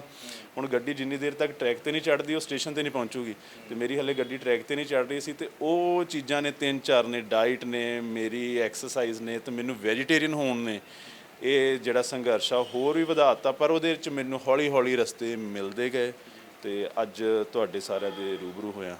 ਜਿਵੇਂ ਇੱਕ ਘਟਨਾ ਘਟੀ, ਅਕਸਰ ਜਿਹੜੇ ਅੱਜ ਕੱਲ੍ਹ ਵੀ ਬਹੁਤ ਸਾਰੇ ਬੱਚੇ ਹੈਗੇ ਨੇ ਉਹ ਦੁਬਲੇ ਪਤਲੇ ਹੁੰਦੇ ਨੇ। ਤੁਸੀਂ ਵੀ ਦੱਸਿਆ ਵੀ ਮੇਰਾ ਸਰੀਰ ਵੀ ਜਿਹੜਾ ਉੱਡਣ ਵਾਲਾ ਸੀ, ਜੇ ਹਨੇਰੀ ਆਈ ਤੇ ਡਰ ਲੱਗਦਾ ਸੀ, ਹੈ ਨਾ। ਤੇ ਕੋਈ ਇਦਾਂ ਦੀ ਘਟਨਾ ਘਟੀ ਜਿਵੇਂ ਆਮ ਬੱਚਿਆਂ ਦੇ ਨਾਲ ਘਟਦੀ ਹੈ, ਕਈ ਤੇ ਡਰਦੇ ਹੀ ਜਿਹੜੇ ਹੈਗੇ ਨੇ ਉਹ ਜਿਮ ਨਹੀਂ ਆਉਂਦੇ ਵੀ ਹਾਂ ਮੈਂ ਪਤਲਾ ਜ਼ਿਆਦਾ, ਵੀ ਜਿਹੜੇ ਮੇਰੇ ਨਾਲ ਦੇ ਹੋਰ 20-30 ਜਣੇ ਹੋਣਗੇ ਉਹ ਮੈਨੂੰ ਮਜ਼ਾਕ ਕਰਨਗੇ, ਮੈਂ ਮਜ਼ਾਕ ਦਾ ਪਾਤਰ ਨਾ ਬਣ ਜਾਵਾਂ। ਹਾਂ, ਇੱਦਾਂ ਦੀਆਂ ਘਟਨਾਵਾਂ ਮਤਲਬ ਬੇਗਿਣ ਤਾਂ ਮੈਂ ਉਹ ਸਾਰੀਆਂ ਸਾਂਝੀਆਂ ਕਰਨ ਲੱਗਾ ਤੁਹਾਡੇ ਚੈਨਲ ਤੇ ਕਾਫੀ ਸਾਨੂੰ ਸਮਾਂ ਲੱਗ ਜਾਊਗਾ। ਪਰ ਉਹਦੇ 'ਚੋਂ ਮੈਂ ਤੁਹਾਨੂੰ ਕੁਛ ਚੀਜ਼ਾਂ ਸਾਂਝੀਆਂ ਕਰਦਾ ਹਾਂ। ਜਿਸ ਤੋਂ ਮੈਂ ਫਸਟ ਟਾਈਮ ਪਹਿਲੇ ਦਿਨ ਜਿਮ ਗਿਆ ਤਾਂ ਮੈਨੂੰ ਜਿਮ ਜਾ ਕੇ ਜਿਹੜੇ ਸੀਨੀਅਰ ਸੀਗੇ ਉਹਨਾਂ ਨੇ ਜਿਮ ਜਾਂਦਿਆਂ ਹੀ ਮੈਨੂੰ ਇੱਕ ਹੈਲਪਰ ਬਣਾ ਲਿਆ ਕਿ ਤੁਸੀਂ ਬੋਡੀ ਨਹੀਂ ਬਣਾ ਸਕਦੇ, ਪਹਿਲਾਂ ਤੁਸੀਂ ਸਾਡੀ ਹੈਲਪ ਕਰੋ। ਉਹਨਾਂ ਨੇ ਕਿਤੇ ਮੈਨੂੰ ਪਲੇਟਾਂ ਚੱਕਣ ਲਈ ਕਹਿ ਦੇਣਾ, ਮੈਂ ਉਹਨਾਂ ਦੀਆਂ ਪਲੇਟਾਂ ਪਾਉਣੀਆਂ। ਕਿਸੇ ਨੇ ਕਹਿਣਾ ਤੂੰ ਮੇਰੇ ਲਈ ਪਾਣੀ ਲੈ ਆ ਬਾਹਰੋਂ, ਕਿਸੇ ਨੇ ਕਹਿਣਾ ਮੇਰਾ ਆਹ ਕੰਮ ਕਰ ਦੇ, ਮੇਰਾ ਆਹ ਕੰਮ ਮੇਰੇ ਲਈ ਖਾਣ ਲਈ ਲੈ ਆ। ਮਤਲਬ ਉਹ ਚੀਜ਼ਾਂ ਨੇ ਮੈਨੂੰ ਜਿਹੜਾ ਆ ਉਹ ਦਿਮਾਗ 'ਚ ਇਹ ਚੀਜ਼ ਕਰਤੀ ਕਿ ਮੈਂ ਸ਼ਾਇਦ ਇਹਨਾਂ ਦਾ ਨੌਕਰ ਹੀ ਬਣ ਜਾਣਾ, ਕਿ ਮੈਂ ਇੱਕ ਕਮਜ਼ੋਰ ਹਾਂ ਇਸ ਕਰਕੇ ਹੋ ਰਿਹਾ। ਤੇ ਜਿਹੜੇ ਬੰਦੇ 'ਚ ਤਾਕਤ ਆ ਉਹ ਅੱਜ ਵੀ ਆ ਤੇ ਉਦੋਂ ਵੀ ਸੀ। ਜਿਹੜੇ ਬੰਦੇ 'ਚ ਜਾਨ ਆ ਤਾਂ ਉਹਨੂੰ ਹਰ ਬੰਦਾ ਉਹਦੇ ਨਾਲ ਖੜਨ ਦੀ ਕੋਸ਼ਿਸ਼ ਕਰਦਾ। ਉਹ ਘਟਨਾ ਨੇ ਮੈਨੂੰ ਵੀਕ ਨਹੀਂ ਕੀਤਾ, ਮੈਨੂੰ ਹੋਰ ਸਟਰੋਂਗ ਕਰਤਾ ਕਿ ਜੇ ਮੈਨੂੰ ਅੱਜ ਇਹ ਕੁਝ ਪੁਸ਼ ਕਰਨਗੇ ਤਾਂ ਮੈਂ ਬਹੁਤ ਜਲਦੀ ਉੱਪਰ ਚਲੇ ਜਾਊਂਗਾ, ਉਨੀ ਜਲਦੀ ਮੈਂ ਫਿਰ ਨੀਚੇ ਆ ਜਾਊਂਗਾ। ਬਟ ਜੇ ਮੈਨੂੰ ਰੋਕਣਗੇ, ਮੈਂ ਕਹਿੰਦੇ ਅਸੀਂ ਕਿਸੇ ਚੀਜ਼ ਨੂੰ ਰੋਕਦੇ ਹਾਂ ਨਾ, ਕਿਸੇ ਇਨਸਾਨ ਨੂੰ ਵੀ ਅਸੀਂ ਰੋਕਦੇ ਹਾਂ ਕਿ ਆਹ ਕੰਮ ਨਹੀਂ ਕਰਨਾ, ਜਦ ਬੱਚੇ ਨੂੰ ਵੀ ਅਸੀਂ ਰੋਕੀਏ ਵੀ ਬੇਟਾ ਆਹ ਕੰਮ ਨਹੀਂ ਕਰਨਾ, ਉਹ ਓਨਾ ਹੀ ਉਹ ਕੰਮ ਕਰਦਾ। ਤੇ ਮੈਂ ਵੀ ਇਹ ਚੀਜ਼ ਰੱਖੀ ਕਿ ਮੈਨੂੰ ਇਹ ਜਿੰਨਾ ਰੋਕਣਗੇ ਮੈਂ ਕੋਸ਼ਿਸ਼ ਕਰਨੀ ਅੱਜ ਇਹਨਾਂ ਦੀ ਪਲੇਟਾਂ ਪਾਉਣਾ, ਤੇ ਅੱਜ ਮੈਂ ਇਹਨਾਂ ਦੀਆਂ ਪਲੇਟਾਂ ਪਾਉਣਾ, ਅੱਜ ਮੈਂ ਇਹਨਾਂ ਨੂੰ ਖਾਣਾ ਲਿਆ ਕੇ ਦਊਂਗਾ, ਇਹਨਾਂ ਨੂੰ ਮੈਂ ਪਾਣੀ ਦੀ ਬੋਤਲ ਫੜਾਊਂਗਾ, ਕੱਲ੍ਹ ਮੈਨੂੰ ਵੀ ਕੋਈ ਫੜਾਊਗਾ। ਤੇ ਦੂਸਰਾ ਇਹ ਨੇਚਰ ਦਾ ਵੀ ਰੂਲ ਆ ਵੀ ਅਸੀਂ ਜੋ ਕਰਾਂਗੇ ਸਾਨੂੰ ਵੀ ਉੱਦਾਂ ਦਾ ਕਿਤੇ ਨਾ ਕਿਤੇ ਕੁਝ ਮਿਲੂਗਾ। ਸੋ ਉਹ ਘਟਨਾ ਨੇ ਮੈਨੂੰ ਹੋਰ ਮਜ਼ਬੂਤ ਕੀਤਾ। ਤੇ ਅੱਜ ਦੇ ਬੱਚਿਆਂ ਨੂੰ ਵੀ ਇਹ ਚੀਜ਼ ਹੁੰਦੀ ਆ। ਉਹਨੇ ਮੈਨੂੰ ਪੇਸ਼ੈਂਸ ਵੀ ਸਿਖਾਈ, ਵੀ ਸਹਿਣ ਸ਼ਕਤੀ ਸਿਖਾਈ ਕਿ ਹੌਲੀ ਹੌਲੀ ਡੇ ਬਾਏ ਡੇ ਕਿੱਦਾਂ ਹੋਣਾ। ਤੇ ਉਸ ਤੋਂ ਮੈਨੂੰ ਇਹ ਚੀਜ਼ ਮਿਲੀ ਕਿ ਮੈਂ ਜਿੰਨਾ ਹੌਲੀ ਹੌਲੀ ਸਟੈਪ ਬਾਏ ਸਟੈਪ ਉਸ ਘਟਨਾ ਤੋਂ ਕਿ ਜਿੰਨਾ ਮੈਂ ਸਟੈਪ ਬਾਏ ਸਟੈਪ ਉੱਪਰ ਜਾਊਂਗਾ ਤੇ ਕੱਲ੍ਹ ਨੂੰ ਮੈਂ ਨੀਚੇ ਵੀ ਆਉਣਾ, ਉਹਦੇ 'ਚ ਮੈਨੂੰ ਪਤਾ ਹੈ ਕਿ ਮੈਂ ਕਿੱਥੇ ਆ ਕੇ ਰੁਕ ਸਕਦਾ। ਵੀ ਮੈਂ ਇੱਕ ਸਟੈਪ ਚੜਿਆ, ਹੁਣ ਦੂਸਰਾ, ਹੁਣ ਤੀਸਰਾ, ਹੁਣ ਜੇ ਮੈਂ ਨੀਚੇ ਆ ਰਿਹਾ ਕਿਸੇ ਤਰੀਕੇ ਤਾਂ ਮੈਨੂੰ ਪਤਾ। ਤੇ ਜੇ ਅਸੀਂ ਬਿਲਕੁਲ ਸਪੀਡ 'ਚ ਜਾਵਾਂਗੇ, ਬਿਲਕੁਲ ਸਪੀਡ 'ਚ ਨੀਚੇ ਵੀ ਆ ਜਾਵਾਂਗੇ। ਉਹ ਘਟਨਾ ਨੇ ਮੈਨੂੰ ਸਹੀ ਰਾਹ 'ਤੇ ਪਾਇਆ। ਤੇ ਇਹੋ ਜਿਹੀਆਂ ਘਟਨਾਵਾਂ ਹੀ ਤੁਹਾਨੂੰ ਇੱਕ ਸਮਾਜ ਵਿੱਚ ਅਲੱਗ ਇਨਸਾਨ ਬਣਾ ਦਿੰਦੀਆਂ। ਤੇ ਜੇ ਅਸੀਂ ਕਹੀਏ ਕਿ ਕਿਸੇ ਨੂੰ ਬੋਡੀ ਕੋਈ ਦੇਖਦਾ ਕਿਸੇ ਦੀ ਵੀ ਇਹ ਦਿਨਾਂ 'ਚ ਬਣ ਗਿਆ, ਦਿਨਾਂ 'ਚ ਨਹੀਂ ਬਣਦਾ। ਦਿਨਾਂ 'ਚ ਸਿਰਫ ਉਹ ਬਾਹਰ ਹੀ ਆਉਂਦਾ। ਤੇ ਕਿਉਂਕਿ ਹਰ ਇੱਕ ਹਨੇਰੀ ਰਾਤ ਦੇ ਦਿਨ ਦੇ ਪਿੱਛੇ ਹਨੇਰੀ ਰਾਤ ਹੁੰਦੀ ਆ। ਦਿਨ ਛਿਪਦਾ ਆ, ਉਸ ਤੋਂ ਬਾਅਦ ਰਾਤ ਵੀ ਆਉਂਦੀ ਹੈ, ਫਿਰ ਰਾਤ ਆਉਂਦੀ ਆ, ਤੇ ਉਸ ਤੋਂ ਬਾਅਦ ਚਮਕ ਦਮਕ ਵੀ ਆਉਂਦੀ ਆ ਨਾ, ਦਿਨ ਵੀ ਚੜ੍ਹਦਾ। ਤੇ ਸਮਾਜ 'ਚ ਜਿਹੜੀ ਚੀਜ਼ ਆ ਉਹ ਇਹ ਦੇਖੀ ਜਾਂਦੀ ਕਿ ਜਿਹੜੀਆਂ ਇੱਦਾਂ ਦੀਆਂ ਘਟਨਾਵਾਂ ਆ ਉਹ ਨਹੀਂ ਕਿਸੇ ਨਾਲ ਸਾਂਝੀਆਂ ਕੀਤੀਆਂ ਜਾਂਦੀਆਂ। ਸਿਰਫ ਉਹ ਇਹ ਦੇਖ ਲੈਂਦੇ ਕਿ ਇਹ ਬੋਡੀ ਬਣੀ ਆ, ਇਹ ਬੜੀ ਜਲਦੀ ਬਣ ਗਈ, ਇਹਨੇ ਆਹ ਖਾ ਲਿਆ ਉਹ ਖਾ ਲਿਆ। ਇੱਦਾਂ ਨਹੀਂ, ਉਹਦੇ ਵਿੱਚ ਇਹ ਘਟਨਾ ਮੇਰੇ ਨਾਲ ਨਾ ਹੁੰਦੀ ਤਾਂ ਅੱਜ ਮੈਂ ਵੀ ਕੋਈ ਬੋਡੀ ਬਿਲਡਰ ਨਾ ਬਣਿਆ ਹੁੰਦਾ। ਮੈਂ ਵੀ ਆਮ ਲੋਕਾਂ ਵਰਗਾ 3 ਟਾਈਮ ਖਾਣਾ ਖਾਂਦਾ ਤੇ ਸਵੇਰੇ 5 ਤੋਂ 9 ਤੋਂ 5 ਸ਼ਾਮ ਤੱਕ ਮੈਂ ਡਿਊਟੀ ਕਰਦਾ। ਤਾਂ ਉਹ ਇੱਕ ਸਰਕਲ ਹੋਣਾ ਸੀ। ਉਹ ਸਰਕਲ ਮਾੜਾ ਨਹੀਂ, ਬਹੁਤ ਵਧੀਆ ਆ, ਬਟ ਇੱਕ ਅਲੱਗ ਕਰਨ ਲਈ ਤੁਹਾਨੂੰ ਮਤਲਬ ਅਲੱਗ ਦੇਖਣ ਲਈ ਅਲੱਗ ਕੰਮ ਕਰਨਾ ਪੈਣਾ। ਉਹ ਇਹ ਘਟਨਾ ਨੇ ਮੈਨੂੰ ਕਰਵਾਇਆ ਕਿ ਮੈਂ ਅੱਜ ਇਹਨਾਂ ਦੀ ਹੈਲਪ ਕਰਦਾ, ਅੱਜ ਮੈਂ ਇਹਨਾਂ ਦਾ ਪਾਣੀ ਲਿਆਉਣਾ, ਇਹਨਾਂ ਦੀਆਂ ਪਲੇਟਾਂ ਪਾਉਣਾ, ਕੱਲ੍ਹ ਨੂੰ ਮੇਰੀਆਂ ਵੀ ਹੁੰਦਾ। ਤਾਂ ਅੱਜ ਤੁਸੀਂ ਸੱਚ ਜਾਣੋ, ਇੱਦਾਂ ਦੇ ਬੜੇ ਸੱਜਣ ਮਿੱਤਰ ਆਉਂਦੇ, ਛੋਟੇ ਨਵੇਂ ਮੁੰਡੇ ਆਉਂਦੇ। ਉਹ ਚੀਜ਼ ਗਿਣਤੀ 'ਚ ਹੀ ਪਤਾ ਨਹੀਂ ਕਿੰਨੇ ਮੁੰਡੇ ਆ ਕਿ ਮੈਂ ਗਿਣ ਹੀ ਨਹੀਂ ਸਕਦਾ ਜਿਹੜੇ ਇਹ ਚੀਜ਼ ਕਰਨ ਲਈ ਤਿਆਰ ਆ। ਪਰ ਮੈਨੂੰ ਆਪਣਾ ਸਮਾਂ ਨਹੀਂ ਭੁੱਲਦਾ, ਮੈਂ ਉਹਨਾਂ ਨੂੰ ਇਹ ਚੀਜ਼ ਨਹੀਂ ਇੱਦਾਂ ਕਰ ਪਾਉਂਦਾ ਕਿ ਨਹੀਂ ਤੁਸੀਂ ਇਹ ਨਹੀਂ ਕਰਨਾ, ਤੁਹਾਨੂੰ ਮੇਰੇ ਤੋਂ ਪੁੱਛਣਾ ਡਾਇਰੈਕਟ ਪੁੱਛ ਲਓ, ਮੇਰਾ ਕੰਮ ਮੈਂ ਖੁਦ ਕਰੂੰਗਾ। ਸੋ ਇੱਦਾਂ ਦੀ ਘਟਨਾਵਾਂ ਬਹੁਤ ਸੀਗੀਆਂ ਹੋਰ ਵੀ। ਤਾਂ ਉਹਨਾਂ 'ਚੋਂ ਮੈਨੂੰ ਇਹਨੇ ਜ਼ਿਆਦਾ ਝੰਜੋੜਿਆ ਸਾਰਾ ਅੰਦਰ। ਅੱਜ ਵੀ ਹੁਣ ਤੁਸੀਂ ਤੁਹਾਡੇ ਨਾਲ ਗੱਲ ਸਾਂਝੀ ਕਰ ਰਿਹਾ ਤਾਂ ਅੱਜ ਵੀ ਉਹ ਸੀਨ ਮੇਰੀਆਂ ਅੱਖਾਂ ਮੂਹਰੇ ਉੱਦਾਂ ਹੀ ਕ੍ਰੀਏਟ ਹੋ ਰਿਹਾ, ਉੱਦਾਂ ਹੀ ਫਿਲਮ ਚੱਲ ਰਹੀ ਆ। ਹਾਂਜੀ। ਤੇ ਮਾਤਾ ਜੀ ਤੇ ਪਿਤਾ ਜੀ ਉਹਨਾਂ ਵੱਲੋਂ ਕਿਵੇਂ ਸਹਿਯੋਗ ਰਿਹਾ ਪਰਿਵਾਰ ਵੱਲੋਂ? ਦੇਖੋ, ਮਦਰ ਫਾਦਰ ਦੀ ਬਦੌਲਤ ਹੀ ਅੱਜ ਇੱਥੇ ਆ। ਤੇ ਉਸ ਤੋਂ ਵੀ ਪਹਿਲਾਂ ਹਰ ਇਨਸਾਨ ਆਪਣੇ ਮਾਤਾ ਪਿਤਾ ਦੀ ਬਦੌਲਤ ਹੀ ਹੁੰਦਾ ਆ। ਤਾਂ ਪਹਿਲਾਂ ਪਿਤਾ ਦਾ, ਫਿਰ ਮਾਤਾ ਦਾ ਸਹਿਯੋਗ, ਦੋਨਾਂ ਦੇ ਸਹਿਯੋਗ ਨਾਲ ਬੱਚਾ ਬਣਦਾ, ਤੇ ਉਹ ਕੁਦਰਤ ਦੀ ਰੀਤ ਆ। ਪਰ ਮਾਤਾ ਪਿਤਾ ਮੈਨੂੰ ਪੜ੍ਹਾਉਣ ਲਈ, ਕੋਈ ਜੌਬ ਕਰਵਾਉਣ ਲਈ ਉਹ ਜ਼ਿਆਦਾ ਇੱਛੁਕ ਸੀਗੇ, ਕੋਈ ਅਫੀਸ਼ੀਅਲ ਜੌਬ ਕਰਵਾਉਣ ਲਈ। ਤਾਂ ਪਰ ਉਹਨਾਂ ਨੇ ਮੈਨੂੰ ਡਾਈਟ ਦੇ ਪੈਸੇ ਉਦੋਂ ਘੱਟ ਦੇਣੇ। ਉਹਦਾ ਰੀਜ਼ਨ ਕੀ ਸੀਗਾ? ਕਿਉਂਕਿ ਜਦੋਂ ਤੱਕ ਸਾਨੂੰ ਕਿਸੇ ਚੀਜ਼ ਦੀ ਅਹਿਮੀਅਤ ਨਹੀਂ ਪਤਾ, ਮੈਨੂੰ ਕਿਸੇ ਚੀਜ਼ ਦੀ ਇੱਕ ਛੋਟੀ ਜਿਹੀ ਐਗਜ਼ਾਮਪਲ ਅੱਜ ਦੇ ਸਮੇਂ ਦੇ ਹਿਸਾਬ ਦੀ ਦੇ ਦਿੰਦਾ ਕਿ ਇੱਕ ਫੋਨ ਆਉਂਦਾ ਕੀਪੈਡ ਵਾਲਾ, ਇੱਕ ਅੱਜ ਕੱਲ੍ਹ ਫੋਨ ਆ ਗਿਆ ਐਂਡਰੋਇਡ, ਉਸ ਤੋਂ ਵੀ ਉੱਪਰ ਫੋਨ ਆ ਗਿਆ ਆਈਫੋਨ ਕੀਪੈਡ, ਤੇ ਇਹ ਤਿੰਨਾਂ 'ਚ ਡਿਫਰੈਂਸ ਆ। ਹੁਣ ਜਦੋਂ ਤੱਕ ਜਿਸ ਬੰਦੇ ਨੂੰ ਆਈਫੋਨ ਦੀ ਅਹਿਮੀਅਤ ਨਹੀਂ ਸਮਝਾਈ ਜਾਊਗੀ, ਐਪਲ ਦਾ ਫੋਨ ਜਿਹੜਾ ਆਉਂਦਾ ਉਹ ਜੇ ਬਟਨ ਵਾਲਾ ਫੋਨ ਹੋਗਾ ਉਹਨੂੰ ਹੀ ਅੱਛਾ ਸਮਝੂਗਾ, ਉਹ ਉਹਦੀਆਂ ਕਮੀਆਂ ਹੀ ਗਿਣੂਗਾ ਵੀ ਇਹ ਫੋਨ ਮਹਿੰਗਾ ਆ, ਇਹ ਫੋਨ ਖਰਾਬ ਹੋ ਜਾਊਗਾ, ਇਹ ਮੈਂ ਨਹੀਂ ਲੈਣਾ, ਉਹਨੂੰ ਉਹੀ ਅੱਛਾ ਲੱਗਦਾ। ਉਹ ਜਦੋਂ ਉਹਨੂੰ ਉਹਦੀ ਬੈਨੀਫਿਟ ਪਤਾ ਲੱਗ ਗਿਆ ਤੇ ਉਦੋਂ ਅਸੀਂ ਉਸ ਫੋਨ ਨੂੰ ਅੱਛਾ ਸਮਝਣ ਲੱਗ ਪਏ ਨੇ। ਇੱਕ ਐਗਜ਼ਾਮਪਲ ਆ ਇਹ, ਇੱਦਾਂ ਹੀ ਮਦਰ ਫਾਦਰ, ਮੇਰੇ ਵੀ ਸਾਰਿਆਂ ਦੇ ਮਦਰ ਫਾਦਰ ਇਹ ਹੁੰਦੇ, ਹਰ ਟਾਈਮ ਉਹ ਅੱਛਾ ਸੋਚਦੇ। ਉਹਨਾਂ ਨੂੰ ਪਹਿਲਾਂ ਇਹ ਚੀਜ਼ਾਂ ਬਾਰੇ ਗਿਆਨ ਨਹੀਂ ਸੀ, ਮੇਰੇ ਪਿਤਾ ਜੀ ਨੂੰ, ਮੇਰੇ ਮਦਰ ਨੂੰ ਇਹਨਾਂ ਚੀਜ਼ਾਂ ਬਾਰੇ ਗਿਆਨ ਨਹੀਂ ਸੀ। ਫਿਰ ਮੈਂ ਸੋਚਿਆ ਕਿ ਇਹ ਮੈਨੂੰ ਮਾੜਾ ਰਸਤਾ ਨਹੀਂ ਦਿਖਾ ਰਹੇ, ਇਹਨਾਂ ਨੂੰ ਇਸ ਚੀਜ਼ ਦਾ ਗਿਆਨ ਹੀ ਨਹੀਂ। ਹਰ ਬੱਚੇ ਨੂੰ ਵੀ, ਆਪਣੇ ਮਾਪਿਓ ਨੂੰ, ਤੇ ਮਾਪਿਓ ਨੂੰ ਵੀ ਬੱਚਿਆਂ ਦੀ ਜਿਹੜੀ ਜੋ ਚੀਜ਼ ਚਾਹੁੰਦੇ ਉਹਦੇ ਬਾਰੇ ਗਿਆਨ ਹੋਣਾ ਚਾਹੀਦਾ। ਤੇ ਮਦਰ ਫਾਦਰ ਨੂੰ ਪਹਿਲਾਂ ਨਹੀਂ ਸੀ, ਜਦੋਂ ਉਹਨਾਂ ਨੂੰ ਗਿਆਨ ਹੋਇਆ ਇਹਨਾਂ ਚੀਜ਼ਾਂ ਬਾਰੇ, ਮੈਂ ਸਮਝਾਇਆ ਵੀ ਇਹ ਆਹ ਚੀਜ਼ ਆ, ਮੈਂ ਅੱਗੇ ਹੋ ਕੇ ਇਹ ਕਰਨਾ ਚਾਹੁੰਦਾ, ਫਿਰ ਉਹ ਡੇ ਬਾਏ ਡੇ ਮੇਰੇ ਨਾਲ ਖੜਦੇ ਰਹੇ।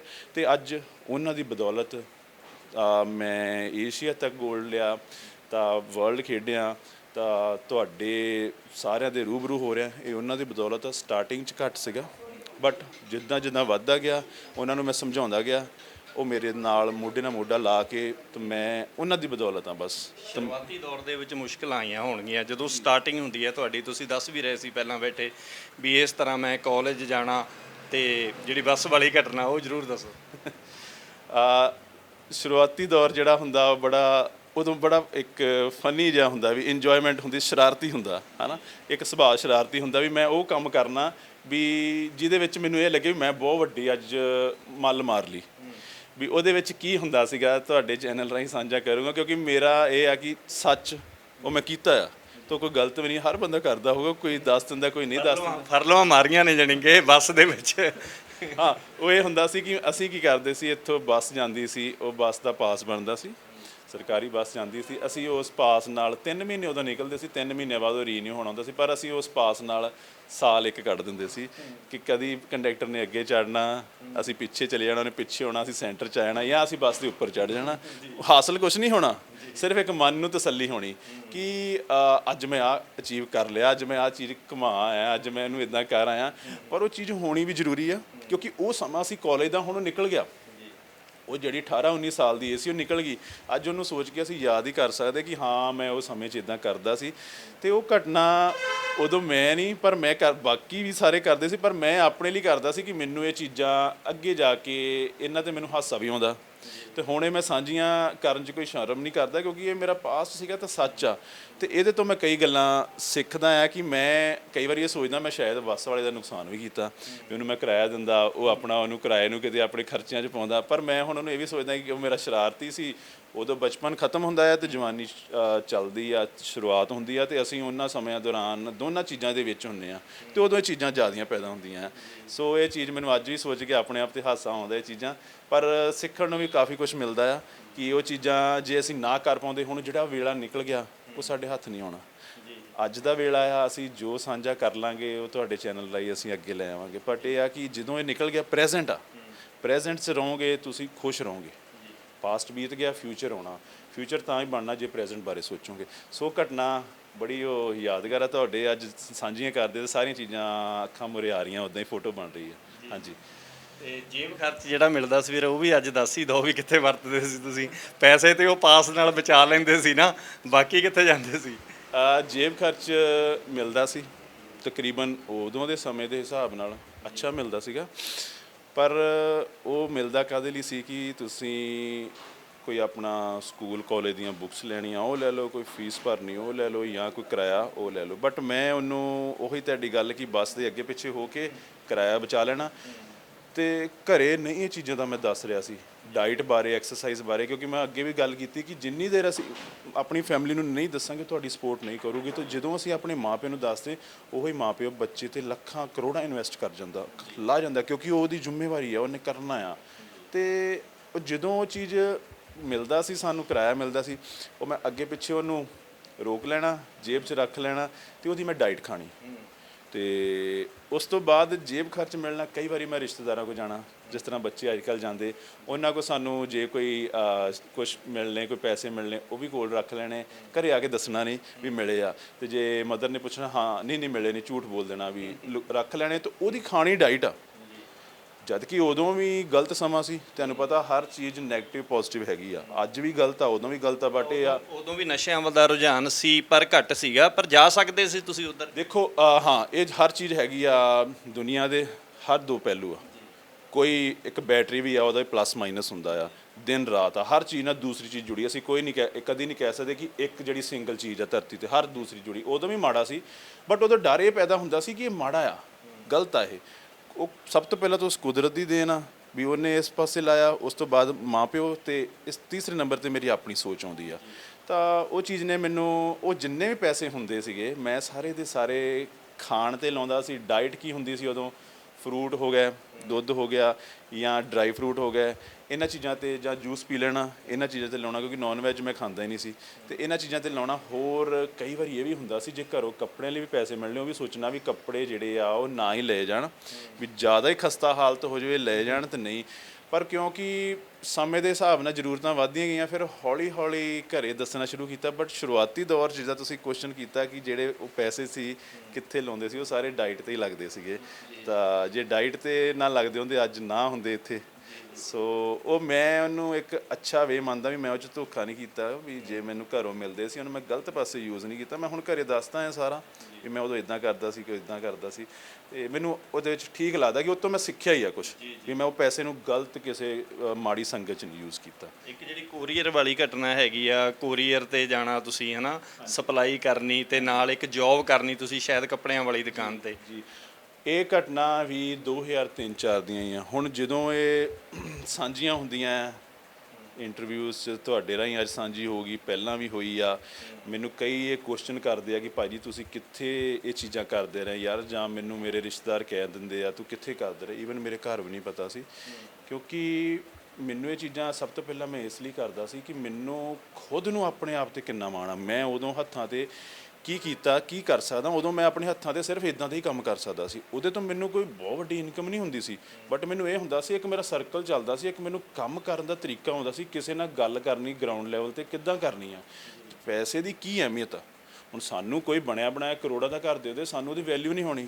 ਤੇ ਜੇ ਅਸੀਂ ਉਹੀ ਉਹਨੂੰ ਹਜ਼ਾਰਾਂ ਲੱਖਾਂ 'ਚ ਬਣਾਇਆ ਹੋਊਗਾ, ਸਾਨੂੰ ਉਹਦੀ ਵੈਲਿਊ ਹੋਣੀ, ਵੀ ਉਹਦੀ ਇੱਟ ਨਾਲ ਵੀ ਸਾਨੂੰ ਪਿਆਰ ਹੋਣਾ। ਤੇ ਜੇ ਸਾਨੂੰ ਕਰੋੜਾਂ ਦੀ ਪ੍ਰਾਪਰਟੀ ਮਿਲ ਜਾਵੇ, ਕਹਿਣਾ ਨਹੀਂ ਵੀ ਮੈਨੂੰ ਪਤਾ ਨਹੀਂ ਮੈਂ ਕਿੱਦਾਂ ਕਮਾਈ। ਉਹ ਸਿਰਫ ਮੈਂ ਕੰਮ ਇਸ ਲਈ ਕਰਦਾ ਸੀ ਕਿ ਮੈਨੂੰ ਦੁਨੀਆ 'ਚ ਵਿਚਰਨਾ, ਕੰਮ ਕਰਨਾ, ਪੈਸੇ ਦੀ ਕੀ ਅਹਿਮੀਅਤ ਹੈ, ਕਿੱਦਾਂ ਕਮਾਇਆ ਜਾਂਦਾ, ਕਿੱਦਾਂ ਕਿਸੇ ਨਾਲ ਗੱਲ ਕੀਤੀ ਜਾਂਦੀ, ਉਹ ਸਾਰੀਆਂ ਚੀਜ਼ਾਂ ਮੈਂ ਕਰਦਾ ਸੀ। ਤੇ ਉਸ ਘਟਨਾ 'ਚ ਹੁਣ ਜਿੱਦਾਂ ਕੋਈ ਅੱਜ ਵੀ ਤੁਹਾਡਾ ਇਹ ਚੈਨਲ ਦੇਖ ਕੇ, ਵੀਡੀਓ ਦੇਖ ਕੇ ਫਿਰ ਗੱਲਾਂ ਹੋਣਗੀਆਂ ਵੀ ਯਾਰ ਇਹ ਕਿੱਥੇ ਕਰਦਾ ਰਿਹਾ, ਸਾਨੂੰ ਤਾਂ ਪਤਾ ਹੀ ਨਹੀਂ। ਕਿਉਂਕਿ ਹੁਣ ਇੱਕ ਫਿਲਮ ਬਣਦੀ ਆ, 3 ਘੰਟੇ ਦੀ ਫਿਲਮ ਹੁੰਦੀ, ਅਸੀਂ 3 ਘੰਟੇ 'ਚ ਉਹਨੂੰ ਕੰਪਲੀਟ ਕਰ ਦਿੰਦੇ, ਬਟ ਉਹਦੇ ਪਿੱਛੇ ਕਿੰਨਾ ਪੈਸਾ ਲੱਗਾ, ਕਿੱਥੇ ਕਿੱਥੇ ਸ਼ੂਟ ਹੋਇਆ, ਕੀ ਉਹਦੇ ਵਿੱਚ ਦਿੱਕਤਾਂ ਆਈਆਂ, ਉਹ ਕਿਸੇ ਨੂੰ ਨਹੀਂ ਪਤਾ। ਅਸੀਂ ਸਿਰਫ ਇਹ ਦੇਖ ਲੈਂਦੇ ਫਿਲਮ ਬੜੀ ਵਧੀਆ।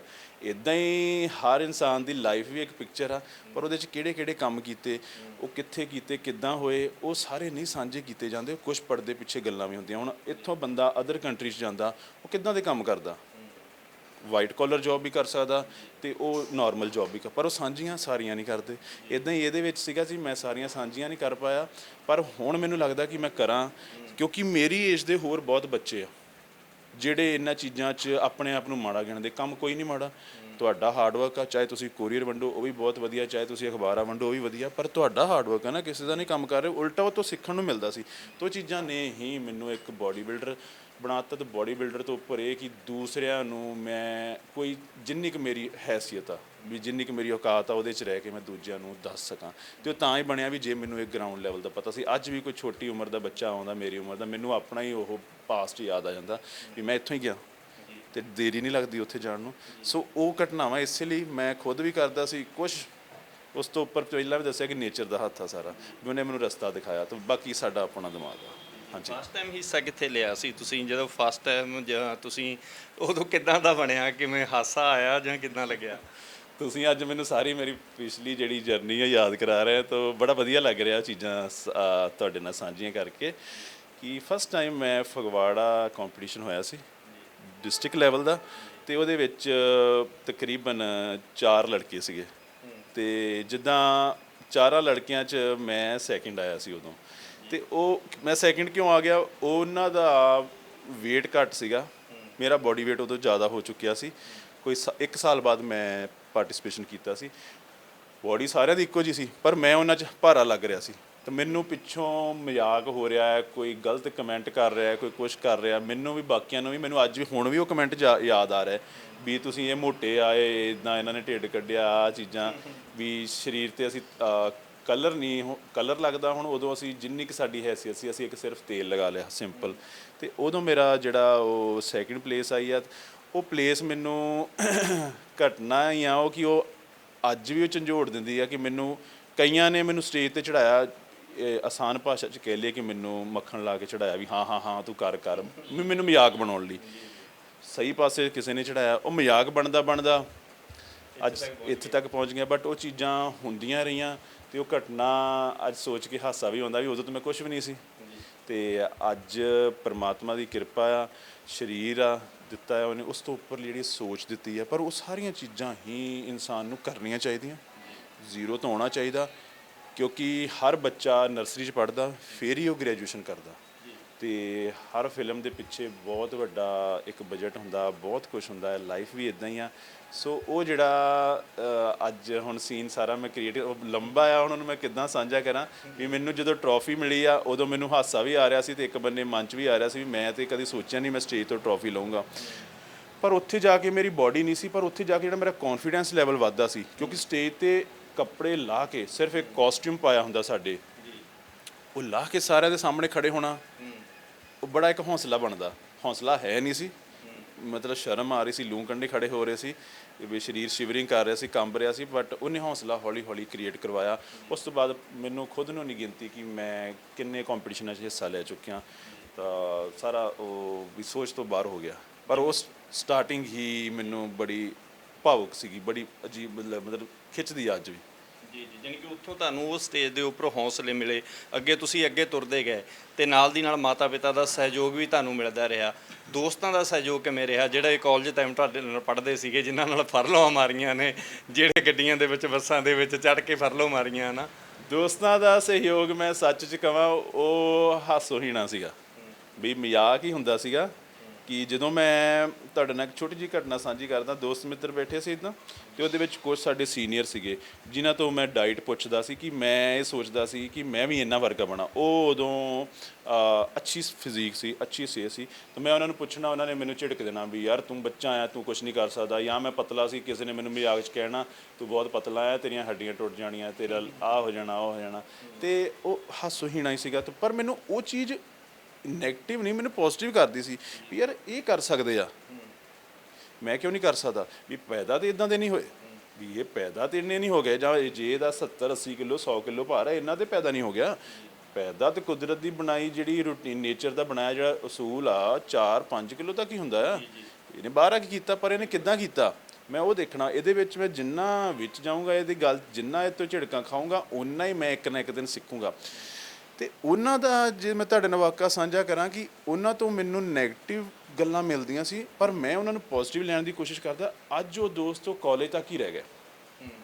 ਹੁਣ ਮੇਰੇ ਕੋਲ ਫੋਨ ਕਾਲ, ਕਈ ਵਾਰੀ ਮੈਸੇਜ 'ਤੇ ਉਹੀ ਪੁੱਛਦੇ ਵੀ ਭਾਜੀ ਟਾਈਮ ਦਿਓ ਥੋੜ੍ਹਾ, ਅਸੀਂ ਤੁਹਾਡੇ ਨਾਲ ਡਾਈਟ ਬਾਰੇ ਗੱਲ ਕਰਨੀ ਆ।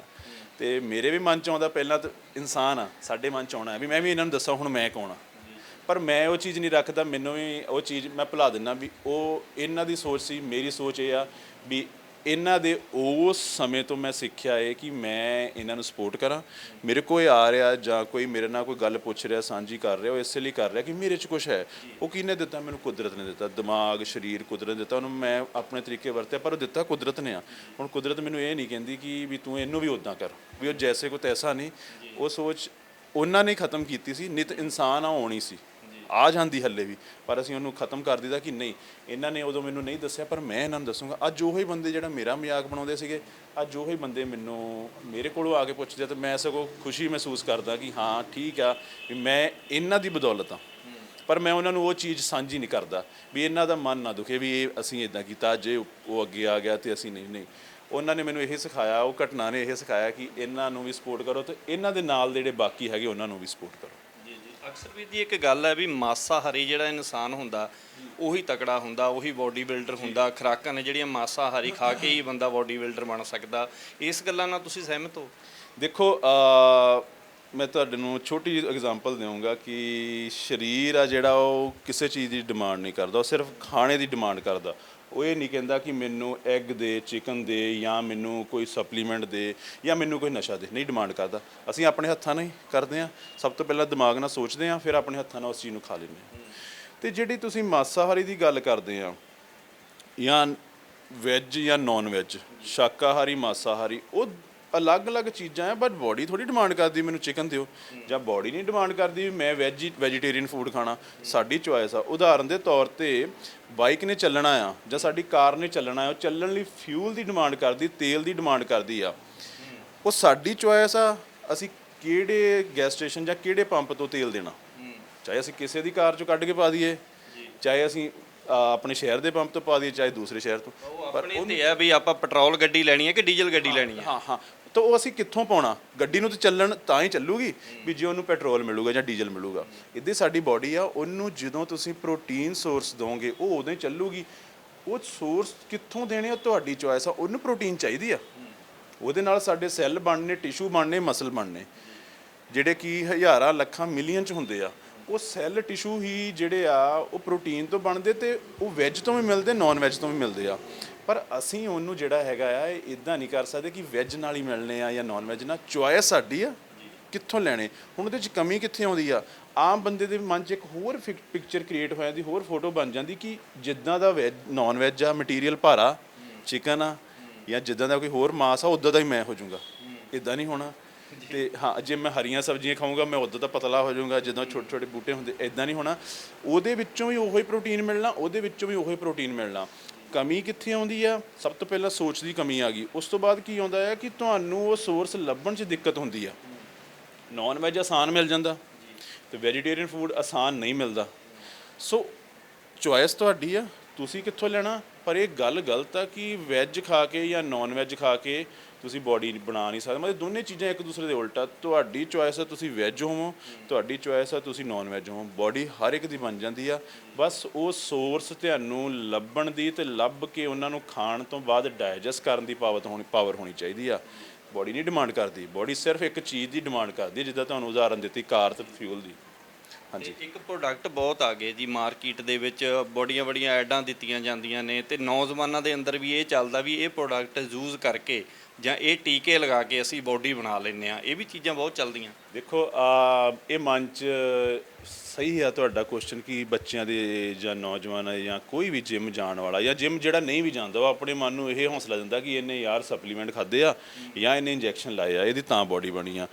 ਛੋਟੀ ਜਿਹੀ ਇੱਕ ਉਦਾਹਰਨ ਤੁਹਾਡੇ ਨਾਲ ਸਾਂਝੀ ਕਰੂੰਗਾ ਕਿ ਅਸੀਂ ਸਾਰਾ ਦਿਨ ਬਾਹਰ ਰਹਿੰਦੇ, ਮੈਂ ਸਾਰਾ ਦਿਨ ਬਾਹਰ ਆ, ਤੁਸੀਂ ਸਾਰਾ ਦਿਨ ਬਾਹਰ ਆ। ਅਸੀਂ ਸਾਰਾ ਦਿਨ ਕੀ ਖਾਂਦੇ, ਅਸੀਂ ਘਰ 'ਚ ਸਾਰਾ ਸਾਂਝਾ ਨਹੀਂ ਕਰਦੇ। ਮੇਰਾ ਪਰਿਵਾਰ, ਤੁਹਾਡਾ ਪਰਿਵਾਰ ਪਿੱਛੇ ਕੀ ਖਾ ਰਿਹਾ, ਸਾਨੂੰ ਸਾਰੀ ਗੱਲ ਸਾਂਝੀ ਨਹੀਂ ਕਰੂ ਮੈਂ ਕੀ ਖਾਧਾ। ਅਸੀਂ ਆਪਣੇ ਪਰਿਵਾਰ ਨਾਲ ਨਹੀਂ ਗੱਲਾਂ ਸਾਂਝੀਆਂ ਕਰਦੇ ਕਿ ਮੈਂ ਆਹ ਬਾਹਰ ਖਾ ਕੇ ਆਇਆ, ਤਾਂ ਅਸੀਂ ਦੂਸਰੇ ਬੰਦੇ ਬਾਰੇ ਕਿੱਦਾਂ ਆਈਡੀਆ ਲਾ ਲਾਂਗੇ ਵੀ ਉਹਨੇ ਸਟੀਰੋਇਡ ਲਏ ਜਾਂ ਸਪਲੀਮੈਂਟ ਲਏ। ਇਹ ਤਾਂ ਸੁਣੀਆਂ ਸੁਣਾਈਆਂ ਗੱਲਾਂ। ਤੇ ਦੂਸਰੀ ਚੀਜ਼ ਲੈਂਦੇ ਵੀ ਆ, ਹੁੰਦਾ ਵੀ, ਪਰ ਇੱਕ ਸ਼ੱਕ ਦੇ ਘੇਰੇ 'ਚ ਆਉਂਦਾ ਵੀ ਹੋ ਵੀ ਸਕਦਾ ਤੇ ਨਹੀਂ ਵੀ ਹੋ ਸਕਦਾ। ਤੇ ਜਿਹੜੀ ਰਹੀ ਗੱਲ ਇੱਕ ਕਹਿ ਦੇਣਾ ਵੀ ਇਹਨੇ ਇਦਾਂ ਬਣਾਇਆ, ਉਹ ਮਤਲਬ ਤੁਕ ਨਹੀਂ ਬਣਦੀ ਉਸ ਚੀਜ਼ ਦੀ। ਸਿਰਫ ਇੱਕ ਮੇ ਬੀ ਜਾਂ ਜੇ ਹੋ ਸਕਦਾ ਵੀ ਇਹਨੇ ਲਿਆ ਹੋਵੇ, ਤੇ ਉਹ ਜੇ ਹੋਵੇ ਤਾਂ ਖਤਮ ਹੋ ਜਾਵੇ, ਜੇ ਹੋਵੇ ਤਾਂ ਫਾਈਨਲ ਵੀ ਹੋ ਜਾਵੇ ਨਾ। ਸੋ ਇਹ ਚੀਜ਼ ਜ਼ਰੂਰੀ ਨਹੀਂ ਹੈਗੀ ਓਨੀ ਜਿੰਨੀ ਜ਼ਰੂਰੀ ਤੁਹਾਡੀ ਰੂਟੀਨ ਦੀ ਡਾਈਟ ਆ। ਸਭ ਤੋਂ ਪਹਿਲਾਂ ਅਸੀਂ ਗੱਲ ਕੀਤੀ ਕਿ ਸਪਲੀਮੈਂਟ ਤੇ ਸਟੀਰੋਇਡ, ਇਹ ਦੋ ਅਲੱਗ-ਅਲੱਗ ਚੀਜ਼ਾਂ, ਦੋਨੇ ਇੱਕ ਨਹੀਂ ਹੈਗੀਆਂ, ਦੋ ਅਲੱਗ-ਅਲੱਗ ਆ। ਸਪਲੀਮੈਂਟ ਤੇ ਜਿਹੜੇ ਸਟੀਰੋਇਡ ਇੰਜੈਕਸ਼ਨ। ਬੋਡੀ ਬਣਾਉਣ ਲਈ ਸਭ ਤੋਂ ਪਹਿਲਾਂ ਜ਼ਰੂਰੀ ਹੈਗਾ ਆ ਡਾਈਟ। ਡਾਈਟ ਕੀ ਆ? ਸਾਡੀ ਬੋਡੀ ਦਾ ਫਿਊਲ। ਇੰਜਨ ਨੂੰ ਚੱਲਣਾ ਫਿਊਲ ਚਾਹੀਦਾ, ਤੇਲ ਚਾਹੀਦਾ। ਇੱਦਾਂ ਸਾਡੀ ਬੋਡੀ ਨੇ ਐਕਸਲ ਲਾਉਣੀ ਆ, ਉਹਨੇ ਐਕਸਲ ਲਾਉਣ ਲਈ એનર્ਜੀ ਦੀ ਮੰਗ ਕਰਨੀ। એનર્ਜੀ ਕਿੱਥੋਂ ਮਿਲਣੀ ਆ? ਤੁਹਾਨੂੰ ਡਾਈਟ ਤੋਂ, ਫੂਡ ਤੋਂ। ਉਹ એનર્ਜੀ ਫਿਰ ਤੁਸੀਂ ਜਾ ਕੇ ਐਕਸਰਸਾਈਜ਼ ਦੇ ਰਾਹੀਂ ਯੂਜ਼ ਕਰਨੀ ਆ। ਜਦੋਂ ਯੂਜ਼ ਕਰਨੀ ਹੈ ਤੁਹਾਡਾ ਸਰੀਰ ਥੱਕਣਾ ਆ, ਥੱਕਣ ਤੋਂ ਬਾਅਦ ਫਿਰ ਰਿਕਵਰੀ ਹੋਣੀ ਆ, ਫਿਰ ਤੁਹਾਡੇ ਮਸਲ ਡਿਵੈਲਪ ਹੋਣੇ ਆ। ਹੁਣ ਜਿਮ ਜਾ ਕੇ ਬੰਦੇ ਕਹਿੰਦੇ ਬਾਡੀ ਬਣਦੀ, ਪਰ ਜਿਮ ਜਾ ਕੇ ਸੱਚਾਈ ਇਹ ਆ ਬਾਡੀ ਘਟਦੀ ਆ, ਡਾਈਟ ਉਹਨੂੰ ਪਹੁੰਚਾਉਂਦੀ ਆ। ਮੈਂ ਜੇ ਤੁਸੀਂ ਜਿਮ ਜਾਂਦੇ ਆ ਤੇ ਜੋ ਤੁਸੀਂ ਖਾਦਾ ਉਹ ਤੁਹਾਡੇ ਮਸਲ ਤੇ ਤੁਹਾਡੇ ਚੈਸਟ, ਸ਼ੋਲਡਰ, ਬਾਈਸੈਪ ਤੱਕ ਪਹੁੰਚਦਾ ਆ। ਉੱਦਾਂ ਡਾਈਟ ਸਾਰੀ ਪੇਟ ਨੂੰ ਲਾ ਜਾਂਦੀ ਜਾਂ ਫੇਸ ਨੂੰ ਲਾ ਜਾਂਦੀ ਜਾਂ ਥਾਈਜ਼ ਨੂੰ, ਬੰਦਾ ਮੋਟਾ ਹੋ ਜਾਂਦਾ। ਪਰ ਜਿਮ ਨੇ ਤੁਹਾਡੀ ਬਾਡੀ ਘਟਾਉਣੀ ਆ, ਘਟਾ ਕੇ ਉਹਨੂੰ એનર્ਜੀ 'ਚ ਕਨਵਰਟ ਕਰਨਾ, ਤਾਂ ਤੁਹਾਡੇ ਮਸਲ ਬਣਨੇ ਆ। ਤੇ ਇਹਦੇ ਵਿੱਚ ਇਹ ਚੀਜ਼ ਸਾਹਮਣੇ ਆਉਂਦੀ ਕਿ ਬਾਡੀ ਬਣਾਉਣ ਲਈ ਸਭ ਤੋਂ ਪਹਿਲਾਂ ਜ਼ਰੂਰੀ ਆ ਡਾਈਟ, ਉਹ ਵੀ ਘਰ ਦੀ, ਉਸ ਤੋਂ ਬਾਅਦ ਐਕਸਰਸਾਈਜ਼। ਇਹ ਦੋਨੇ ਚੀਜ਼ਾਂ ਕਰਕੇ ਤੁਹਾਨੂੰ ਰਿਜ਼ਲਟ ਨਹੀਂ ਆ ਰਿਹਾ, ਫਿਰ ਤੁਸੀਂ ਆਓ ਸਪਲੀਮੈਂਟ ਤੇ। ਸਪਲੀਮੈਂਟ ਦੀ ਕਿੰਨੀ ਕੁ ਤੁਹਾਨੂੰ ਜ਼ਰੂਰਤ ਆ, ਉਹ ਕੋਈ ਪ੍ਰੋਪਰ ਡਾਈਟੀਸ਼ੀਅਨ ਹੀ ਤੁਹਾਨੂੰ, ਜਿਹੜਾ ਜਿਮ ਟ੍ਰੇਨਰ ਆ, ਜਿਹੜਾ ਵੈਲ ਐਜੂਕੇਟਡ ਆ, ਅੱਛੇ ਉਹ ਕੋ ਕੋਰਸਿਸ ਹੈਗੇ, ਉਹੀ ਦੱਸੂਗਾ। ਤੇ ਜਾਂ ਜਿਹੜਾ ਖੁਦ ਐਕਸਪਰਟ ਹੈ, ਕਿਸੇ ਦੀਆਂ ਖੁਦ ਅਚੀਵਮੈਂਟ ਆ ਉਸ ਲਾਈਨ 'ਚ, ਉਹ ਦੱਸ ਪਾਊਗਾ ਵੀ ਤੁਹਾਨੂੰ ਜ਼ਰੂਰੀ ਕੀ ਆ। ਸਪਲੀਮੈਂਟ ਵੀ ਇੱਦਾਂ 150-200 ਤਰ੍ਹਾਂ ਦਾ ਆਉਂਦਾ, ਤੁਸੀਂ ਸਾਰੇ ਤਾਂ ਖਾ ਨਹੀਂ ਸਕਦੇ, ਸਾਰੇ ਦੀ ਜ਼ਰੂਰਤ ਨਹੀਂ ਹੁੰਦੀ। ਹੁਣ ਅਸੀਂ ਕਾਰ ਹੀ ਯੂਜ਼ ਕਰਦੇ, ਮੰਨ ਲਓ ਕਿ ਮੈਂ ਐਗਜ਼ਾਮਪਲ ਹੀ ਤੁਹਾਡੇ ਨਾਲ ਸਾਂਝੀ ਕਰਦਾ ਕਿ ਉਹਦੇ ਵਿੱਚ ਬਹੁਤ ਤਰ੍ਹਾਂ ਦੇ ਫਿਊਲ ਪੈਂਦੇ, ਬਟ ਕਿਹੜਾ ਘੱਟ ਆ ਅਸੀਂ ਉਹ ਪਾਉਣਾ ਨਾ। ਹੁਣ ਕੀ ਹੁੰਦਾ ਆ, ਬੱਚਿਆਂ ਨੂੰ ਸਪਲੀਮੈਂਟ ਦੀ ਅਸੀਂ ਗੱਲ ਸਾਂਝੀ ਕਰਦੇ, ਉਹਨਾਂ ਨੂੰ ਜਿਹੜਾ ਸਪਲੀਮੈਂਟ ਜ਼ਰੂਰੀ ਆ ਉਹ ਨਹੀਂ ਦਿੱਤਾ ਜਾਂਦਾ, ਜਿਹਦੇ 'ਚ ਵੇਚਣ ਵਾਲੇ ਨੂੰ ਮੁਨਾਫਾ ਹੁੰਦਾ ਉਹ ਉਹਨੂੰ ਦੇ ਦਿੰਦਾ। ਮਤਲਬ ਇਹ ਨਹੀਂ ਦੇਖਿਆ ਜਾਂਦਾ ਵੀ ਇਹਨੂੰ ਜਿਹੜਾ ਇੰਜਣ ਆ, ਇਹਨੂੰ ਡੀਜ਼ਲ ਚਾਹੀਦਾ, ਉਹਦਾ ਜਿਹੜਾ ਗੇਅਰ ਆਇਲ ਆ ਉਹ ਪਾ ਦਿੱਤਾ ਜਾਂਦਾ। ਇੱਦਾਂ ਹੀ ਬੱਚਿਆਂ ਨਾਲ ਹੁੰਦਾ ਵੀ ਉਹਨੂੰ ਜਿਹੜਾ ਮੇਨ ਸੋਰਸ ਪ੍ਰੋਟੀਨ ਆ ਉਹ ਨਹੀਂ ਦਿੱਤਾ ਜਾਂਦਾ, ਉਹਨੂੰ ਛੋਟੇ ਛੋਟੇ ਸਪਲੀਮੈਂਟ ਦਿੱਤੇ ਜਾਂਦੇ ਜਿਹੜੇ ਮਹਿੰਗੇ ਹੁੰਦੇ ਆ, ਜਿਨ੍ਹਾਂ ਨਾਲ ਉਹਨਾਂ ਨੂੰ ਖਾਣਾ ਵੀ ਘੱਟ ਪੈਂਦਾ ਅਤੇ ਰਿਜ਼ਲਟ ਨਹੀਂ ਆਉਂਦਾ, ਪਰ ਵੇਚਣ ਵਾਲੇ ਨੂੰ ਮੁਨਾਫਾ ਹੁੰਦਾ। ਇੱਦਾਂ ਹੀ ਉੱਥੇ ਬੱਚੇ ਗੁੰਮਰਾਹ ਹੋ ਜਾਂਦੇ ਸਾਹਮਣੇ ਵਾਲੇ ਦੀ ਬਾਡੀ ਦੇਖ ਕੇ। ਪਰ ਮੇਰੀ ਸਾਰਿਆਂ ਨੂੰ ਇਹੀ ਰਾਏ ਆ, ਤੁਹਾਡੇ ਚੈਨਲ ਦਾ ਹੀ ਇਹ ਆ ਕਿ ਡਾਈਟ ਪਹਿਲਾਂ ਜ਼ਰੂਰੀ ਆ, ਉਹ ਵੀ ਤੁਹਾਡੇ ਘਰ ਦੀ, ਐਕਸਰਸਾਈਜ਼ ਉਸ ਡਾਈਟ ਨੂੰ ਪਹੁੰਚਾਉਣ ਲਈ। ਉਸ ਤੋਂ ਬਾਅਦ ਜੇ ਤੁਹਾਨੂੰ ਰਿਜ਼ਲਟ ਨਹੀਂ ਆ ਰਿਹਾ ਤਾਂ ਸਪਲੀਮੈਂਟ 'ਤੇ ਆਓ।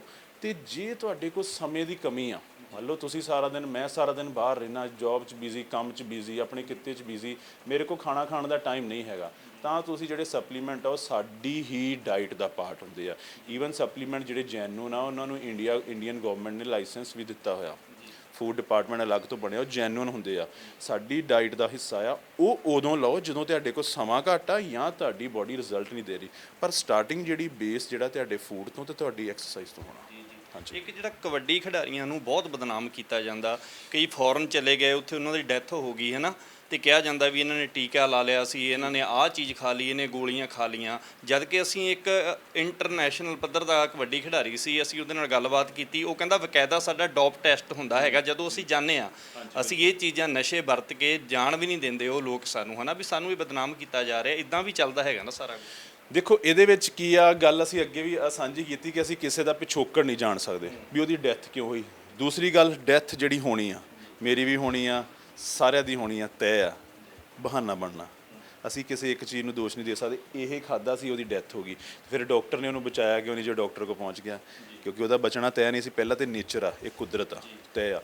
ਪਰ ਉਸ ਤੋਂ ਵੀ ਬਾਅਦ ਜੇ ਕੋਈ ਇੱਦਾਂ ਦੀ ਚੀਜ਼ ਯੂਜ਼ ਕਰਦਾ, ਸਾਨੂੰ ਉਸ ਬਾਰੇ ਪ੍ਰੋਪਰ ਗਿਆਨ ਹੋਣਾ ਚਾਹੀਦਾ। ਜਿੱਦਾਂ ਮੰਨ ਲਓ ਕੋਈ ਰਾਤ ਨੂੰ ਸੁੱਤਾ ਪਿਆ ਸੀ, ਸੁਣਦੇ ਬੰਦੇ ਦੀ ਡੈਥ ਹੋ ਗਈ, ਸੁੱਤਾ ਪਿਆ ਰਹਿ ਗਿਆ, ਉਹਦਾ ਰੀਜ਼ਨ ਕੀ ਹੁੰਦਾ ਹੈ। ਸਮ ਟਾਈਮ ਜਦੋਂ ਅਸੀਂ ਇਹ ਮੈਡੀਸਨ ਯੂਜ਼ ਕਰਦੇ ਹਾਂ ਜਾਂ ਸਪਲੀਮੈਂਟ ਕੋਈ ਯੂਜ਼ ਕਰਦੇ, ਅਸੀਂ ਕਿਸੇ ਜੈਨੂਅਨ ਬੰਦੇ ਦੀ ਦੇਖ ਰੇਖ 'ਚ ਨਹੀਂ ਯੂਜ਼ ਕਰਦੇ, ਤਾਂ ਕੀ ਹੁੰਦਾ ਹੈ, ਸਾਡੀ ਬੋਡੀ ਦਾ ਕਈ ਵਾਰੀ ਕੋਲੇਸਟ੍ਰੋਲ ਲੈਵਲ, ਕਈ ਵਾਰੀ ਹਾਰਟ ਜਾਂ ਕਿਡਨੀਆਂ ਦੇ ਬਲੱਡ ਟੈਸਟ ਅਪ ਡਾਊਨ ਹੋ ਜਾਂਦੇ, ਅਤੇ ਉਹਨਾਂ ਨੂੰ ਸਾਨੂੰ ਸਮੇਂ ਸਿਰ ਚੈੱਕ ਕਰਵਾਉਂਦੇ ਰਹਿਣਾ ਚਾਹੀਦਾ। ਹੁਣ ਸਾਇੰਸ ਕੀ ਕਹਿੰਦੀ ਆ, ਜਿਹੜਾ ਬੰਦਾ ਨਹੀਂ ਵੀ ਜਿਮ ਜਾ ਰਿਹਾ, ਉਹ ਸਾਲ 'ਚ 2 ਵਾਰੀ ਆਪਣੇ ਹਾਰਟ ਦਾ, ਆਪਣੀ ਕਿਡਨੀਆਂ ਦਾ ਤਾਂ ਆਪਣੇ ਲੀਵਰ ਦਾ ਟੈਸਟ ਕਰਵਾਵੇ, ਸਾਲ 'ਚ 2 ਵਾਰੀ 6-6 ਮਹੀਨਿਆਂ ਬਾਅਦ, ਚਾਹੇ ਉਹ ਨਹੀਂ ਵੀ ਜਿਮ ਜਾਂਦਾ, ਕਿਉਂਕਿ ਉਹਨੂੰ ਪਤਾ ਹੋਵੇ ਕਿ ਸਾਡੇ ਮਤਲਬ ਹੁਣ ਇੱਕ ਵਹੀਕਲ ਆ, ਉਹਦੀ ਸਰਵਿਸ ਹੋਣ ਦਾ ਸਾਨੂੰ ਸਮਾਂ ਪਤਾ ਹੁੰਦਾ, ਅਸੀਂ ਸਰਵਿਸ ਕਰਵਾ ਲਾਂਗੇ, ਉਹ ਰਸਤੇ 'ਚ ਨਹੀਂ ਰੁਕੂ। ਸਾਡੀ ਬਾਡੀ ਵੀ ਇੱਦਾਂ ਹੀ, ਅਸੀਂ ਉਹਦਾ ਚੈੱਕਅਪ ਕਰਵਾਉਂਦੇ ਰਹਾਂਗੇ, ਪ੍ਰੋਬਲਮ ਨਹੀਂ ਆਊਗੀ। ਅਤੇ ਜਿਹੜਾ ਬੰਦਾ ਜਿਮ ਜਾ ਰਿਹਾ, ਐਕਸਟਰਾ ਆਰਡੀਨਰੀ ਕੋਈ ਸਪਲੀਮੈਂਟ ਲੈ ਰਿਹਾ, ਉਹਨੂੰ 4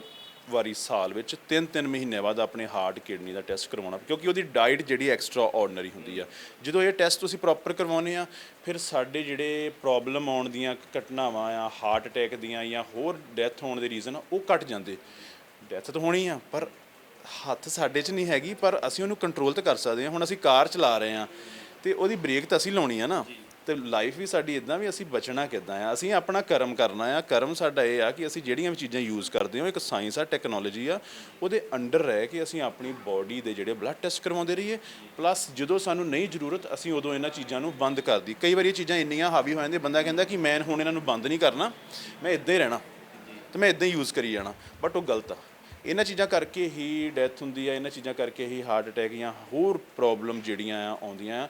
ਸਾਨੂੰ ਕਿਸੇ ਦੀ ਲਾਈਫ ਬਾਰੇ ਅਸੀਂ ਇਹ ਨਹੀਂ ਕਰ ਸਕਦੇ ਇਹਨੇ ਇਹੀ ਖਾਧਾ ਤਾਂ ਮਰ ਗਿਆ, ਨਹੀਂ, ਪਰ ਅਸੀਂ ਉਹਦੇ ਇੱਕ ਸਿਸਟਮ 'ਚ ਰਹਿ ਕੇ ਚੱਲੀਏ, ਆਪਣੇ ਚੈੱਕਅਪ ਕਰਵਾਉਂਦੇ ਰਹੀਏ, ਆਪਣੀ ਡਾਈਟ ਤੇ ਐਕਸਰਸਾਈਜ਼ ਨੂੰ ਸਹੀ ਰੱਖੀਏ, ਤਾਂ ਚੀਜ਼ਾਂ ਦੀ ਨੌਬਤ ਨਹੀਂ ਆਉਂਦੀ। ਇੱਕ ਸਾਈਕਲ ਹੁੰਦਾ ਅਪ ਡਾਊਨ, ਉਹ ਅਸੀਂ ਕਰਦੇ ਰਹੀਏ।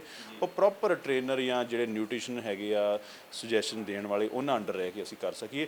ਤੇ ਆਮ ਜਿਹੜਾ ਬੰਦਾ ਕੋਈ ਸੇਲ ਕਰਦਾ ਉਹਦੀਆਂ ਗੱਲਾਂ 'ਚ ਆ ਕੇ ਇਸ ਚੀਜ਼ ਨੂੰ ਨਾ ਯੂਜ਼ ਕਰੀਏ, ਤੇ ਜਿਹੜਾ ਬਣਦਾ ਆ ਜੋ ਬੋਡੀ ਨੂੰ ਉਹ ਆਹਾਰ, ਉਹ ਫੂਡ ਦਈਏ। ਜੀ ਜੀ, ਮਿਸਟਰ ਏਸ਼ੀਆ, ਮਿਸਟਰ ਵਰਲਡ, ਤੇ ਇੱਥੋਂ ਤੱਕ ਕਿ 골ਡ ਮੈਡਲ ਲੈ ਕੇ ਆ ਜਾਣਾ।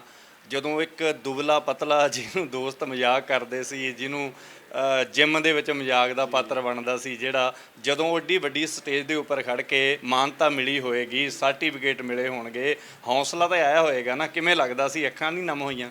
ਦੇਖੋ ਉਦੋਂ ਮਤਲਬ ਜੇ ਤੁਸੀਂ ਅੱਖਾਂ ਉਦੋਂ ਦੀ ਗੱਲ ਕਰਦੇ ਆ ਤੇ ਹੌਸਲਾ ਉਦੋਂ ਦੀ ਗੱਲ ਕਰਦੇ ਆ, ਉਦੋਂ ਸਰੀਰ ਦੇ ਲੂ ਕੰਡੇ ਖੜੇ ਹੋ ਗਿਆ ਸੀ ਕਿ ਸ਼ਾਇਦ ਇਹ ਮੈਨੂੰ ਸੁਣਨ 'ਚ ਕੋਈ ਦਿੱਕਤ ਆ ਗਈ ਆ, ਜਾਂ ਮੈਨੂੰ ਨਜ਼ਰ ਨਹੀਂ ਆ ਰਿਹਾ ਵੀ ਹੁਣ ਮੈਂ ਹੀ ਆ, ਵੀ ਹੁਣ ਮੈਂ ਹੀ ਮੈਡਲ ਚੁੰਡੀ ਚਾਲੀ ਵੱਢ ਕੇ ਆਪਣੀ ਦੇਖ ਲੈਣੀ ਸੀ। ਤੇ ਮਤਲਬ ਮੈਂ ਇਹ ਫੀਲ ਕਰ ਰਿਹਾ, ਹੁਣ ਤੁਸੀਂ ਕੁਐਸਚਨ ਪੁੱਟ ਕੀਤਾ ਆ ਤੇ ਮੈਂ ਹੁਣ ਦੱਸਣ ਲੱਗਾ ਤੇ ਮੇਰੇ ਖੁਦ ਦੇ ਲੂ ਕੰਡੇ ਹੁਣ ਵੀ ਖੜੇ ਹੋ ਰਹੇ ਵੀ ਇਹ ਤੁਹਾਡਾ ਇੱਕ ਇੰਨਾ ਕਹਿ ਦੇਣਾ ਮੈਂ ਮੈਡਲ ਅਚੀਵ ਕੀਤਾ। ਉਹ ਮੈਡਲ ਦੇ ਵਿੱਚ ਮੈਨੂੰ ਮਤਲਬ ਇਹਨੂੰ ਇੱਕ ਮੈਡਲ ਨਹੀਂ ਮੰਨਦਾ, ਉਹਦੇ ਵਿੱਚ ਕਈ ਸਾਲਾਂ ਦੀ ਮਿਹਨਤ, ਐਕਸਪੀਰੀਅੰਸ, ਤਜਰਬਾ ਜੁੜਿਆ ਹੈ। ਉਹ ਸਰਟੀਫਿਕੇਟ ਨੂੰ ਮੈਂ ਇੱਕ ਪੇਪਰ ਨਹੀਂ ਮੰਨਦਾ, ਉਹਨੇ ਕਾਗਜ਼ ਨਹੀਂ ਮੰਨਦਾ, ਉਹਦੇ ਵਿੱਚ ਕਈ ਤਰ੍ਹਾਂ ਦੀਆਂ ਫੀਲਿੰਗ ਜੁੜੀਆਂ। ਕਿਉਂਕਿ ਉਹਦੇ ਵਿੱਚ ਜ਼ਰੂਰੀ ਨਹੀਂ ਕਿ ਮੇਰੇ ਇਕੱਲੇ ਦੀ ਮਿਹਨਤ ਆ, ਕਿਉਂਕਿ ਇਕੱਲਾ ਕੋਈ ਨਹੀਂ ਇਨਸਾਨ ਅੱਗੇ ਆਉਂਦਾ। ਸਭ ਤੋਂ ਪਹਿਲਾਂ ਉਸ ਪਰਮਾਤਮਾ ਦਾ ਜਿਹਨੇ ਮੈਨੂੰ ਇੱਥੇ ਭੇਜਿਆ, ਉਸ ਤੋਂ ਬਾਅਦ ਮੇਰੇ ਲਈ ਮੇਰਾ ਪਰਮਾਤਮਾ, ਮੇਰੇ ਮਦਰ ਫਾਦਰ ਆ, ਉਸ ਤੋਂ ਬਾਅਦ ਮੇਰਾ ਆਲਾ ਦੁਆਲਾ। ਉਹਨਾਂ ਚੀਜ਼ਾਂ ਨੇ ਮੈਨੂੰ ਉਹ ਚੀਜ਼ ਤੱਕ ਪਹੁੰਚਾਇਆ। ਆਲੇ ਦੁਆਲੇ 'ਚ ਕਿਹੜੇ ਇਨਸਾਨ ਸੀਗੇ? ਉਹ ਇਨਸਾਨ ਨਹੀਂ ਜਿਹੜੇ ਮੈਨੂੰ ਸਪੋਰਟ ਕਰਦੇ ਸੀ, ਉਹ ਤਾਂ ਕਰਦੇ ਸੀ। ਆਲੇ ਦੁਆਲੇ 'ਚ ਮੈਂ ਉਹਨਾਂ ਇਨਸਾਨਾਂ ਦਾ ਜ਼ਿਆਦਾ ਧੰਨਵਾਦ ਕਰਦਾ ਜਿਨ੍ਹਾਂ ਨੇ ਮੈਨੂੰ ਇਸ ਚੀਜ਼ ਨੂੰ ਖਿੱਚਿਆ, ਬਾਹਰ ਕੱਢਿਆ, ਵੀ ਜਿਨ੍ਹਾਂ ਨੇ ਮੈਨੂੰ ਡੀਮੋਟੀਵ ਕੀਤਾ, ਤੂੰ ਨਹੀਂ ਕਰ ਸਕਦਾ, ਇਹ ਨਹੀਂ ਹੋਣਾ ਤੇਰੇ ਕੋਲ, ਇਹ ਤੇਰੇ ਵਾਸਤੇ ਰੋਗ ਨਹੀਂ, ਬਹੁਤ ਮਹਿੰਗਾ ਫੀਲਡ ਆ, ਵੀ ਇਹ ਗੱਲਾਂ ਨਹੀਂ ਤੂੰ ਕਰਨੀਆਂ। ਉਹਨਾਂ ਦਾ ਮੈਂ ਜ਼ਿਆਦਾ ਧੰਨਵਾਦੀ ਹਾਂ। ਉਹਨਾਂ ਨੂੰ ਮੈਂ ਅੱਜ ਵੀ ਇਹ ਕਹਿੰਦਾ ਕਿ ਤੁਸੀਂ ਨਾ ਮੈਨੂੰ ਮਤਲਬ ਨੈਗੇਟਿਵਿਟੀ ਵਾਲੇ ਪਾਸੇ ਡੀਮੋਟਿਵ ਨਾ ਕਰਦੇ ਤਾਂ ਅੱਜ ਮੈਂ ਇੱਥੇ ਨਹੀਂ ਹੋਣਾ ਸੀ। ਉਹਨਾਂ ਨੂੰ ਮੈਂ ਮਤਲਬ ਉਹਨਾਂ ਲਈ ਮੇਰੇ ਕੋਲ ਵਰਡ ਹੀ ਹੈ ਨਹੀਂ ਕਿ ਕਈ ਵਾਰੀ ਬੰਦਾ ਕਹਿੰਦਾ ਕਿ ਇਹ ਮੇਰੇ ਹੇਟਰ ਆ, ਮੈਂ ਇਹ ਕਹਿੰਦਾ ਕਿ ਜਿਹੜੇ ਹੇਟਰ ਆ ਉਹਨਾਂ ਦੀ ਬਦੌਲਤ ਹੀ ਮੈਂ ਇੱਥੇ ਹਾਂ। ਉਹ ਉਦੋਂ ਅੱਖਾਂ ਨਮ ਹੋਣ ਵਾਲੀ ਗੱਲ ਕਿ ਮੈਨੂੰ ਇੰਨੀ ਜ਼ਿਆਦਾ ਭੁੱਖ ਲੱਗ ਗਈ ਕਿ ਮੈਨੂੰ ਪਤਾ ਨਹੀਂ ਲੱਗ ਰਿਹਾ ਮੈਂ ਮੈਡਲ ਲੈਣ ਤੋਂ ਬਾਅਦ ਕਿੰਨਾ ਕੁ ਖਾਣਾ, ਕਿੰਨਾ ਕੁ ਪਾਣੀ ਪੀ ਗਿਆ। ਸਗੋਂ ਉਸ ਤੋਂ ਬਾਅਦ ਮੇਰਾ ਪੇਟ ਵੀ ਖਰਾਬ ਹੋ ਗਿਆ ਵੀ ਖੁਸ਼ੀ ਇੰਨੀ ਵੀ ਮੈਨੂੰ ਸਮਝ ਨਹੀਂ ਲੱਗ ਰਹੀ ਮੈਂ ਕਿਹਨਾਂ ਗੱਲ ਕਰਾਂ, ਕਿਹਨੂੰ ਕੁਐਸਚਨ ਕਰਾਂ, ਕਿਹਨੂੰ ਆਨਸਰ ਕਰਾਂ। ਮੈਨੂੰ ਮੈਸੇਜ ਆ ਰਿਹਾ, ਫੋਨ ਕਾਲ ਆ ਰਿਹਾ ਅਤੇ ਮੈਨੂੰ ਸਮਝ ਨਹੀਂ ਲੱਗ ਰਹੀ ਮੈਂ ਕੀ ਕਰਾਂ। ਵੀ ਮੈਂ 1-1.5 ਘੰਟਾ ਆਪਣੇ ਆਪੇ ਤੋਂ ਬਾਹਰ ਹੋ ਗਿਆ ਸੀ।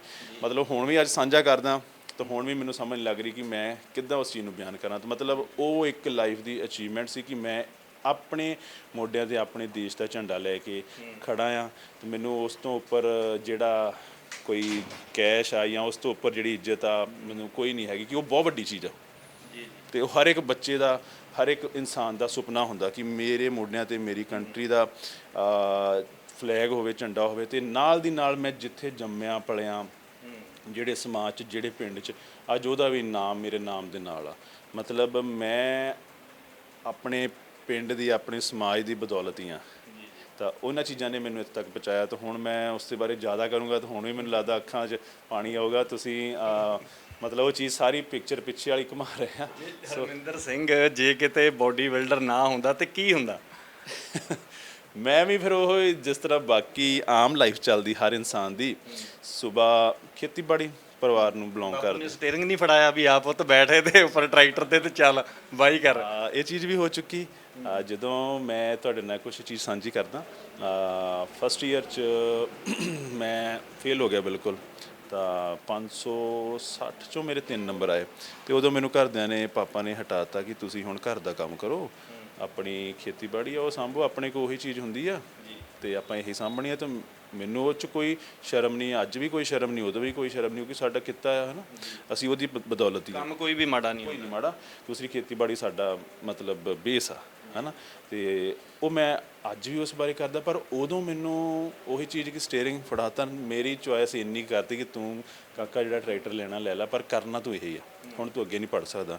ਬਟ ਉਹ ਚੀਜ਼ਾਂ ਨੇ ਜਦੋਂ ਮੈਂ ਫੇਲ ਹੋਇਆ ਉਸ ਤੋਂ ਬਾਅਦ ਮੈਂ ਸਟੀਅਰਿੰਗ ਫੜਿਆ, ਟਰੈਕਟਰ ਲਿਆ, ਪਰ ਮੈਂ ਸੋਚਦਾ ਸੀ ਇਹ ਚੀਜ਼ਾਂ ਮੈਨੂੰ ਬਾਅਦ 'ਚ ਵੀ ਮਿਲਣੀਆਂ, ਜੇ ਮੈਂ ਕੁਝ ਬਣ ਜਾਣਾ ਤਾਂ ਵੀ ਮਿਲਣੀਆਂ, ਬੋਨਸ ਆ, ਜੇ ਨਹੀਂ ਤਾਂ ਫਿਰ ਤਾਂ ਹੈਗੀਆਂ ਹੀ ਆ। ਕਿ ਮੈਂ ਉਹ ਲਾਈਫ ਪਹਿਲਾਂ ਇਹ ਸੋਚਣਾ ਸ਼ੁਰੂ ਕਰਤਾ ਕਿ ਜੇ ਜਿੱਦਾਂ ਹੁਣ ਤੁਸੀਂ ਸਵਾਲ ਕੀਤਾ ਕਿ ਜੇ ਮੈਂ ਬੋਡੀ ਬਿਲਡਰ ਨਾ ਹੁੰਦਾ ਤਾਂ ਕੀ ਹੁੰਦਾ, ਮੈਂ ਆਮ ਇੱਕ ਕਿਸਾਨ ਹੁੰਦਾ, ਅਤੇ ਜਿਹੜਾ ਬਹੁਤ ਵਧੀਆ ਕੰਮ ਆ, ਪਰ ਉਹਦੇ ਵਿੱਚ ਸਿਰਫ ਮੇਰਾ ਸਰਕਲ ਹੀ ਘੁੰਮਦਾ, ਪਿੰਡ ਤੋਂ ਘਰ ਜਾਂ ਆਲਾ ਦੁਆਲਾ।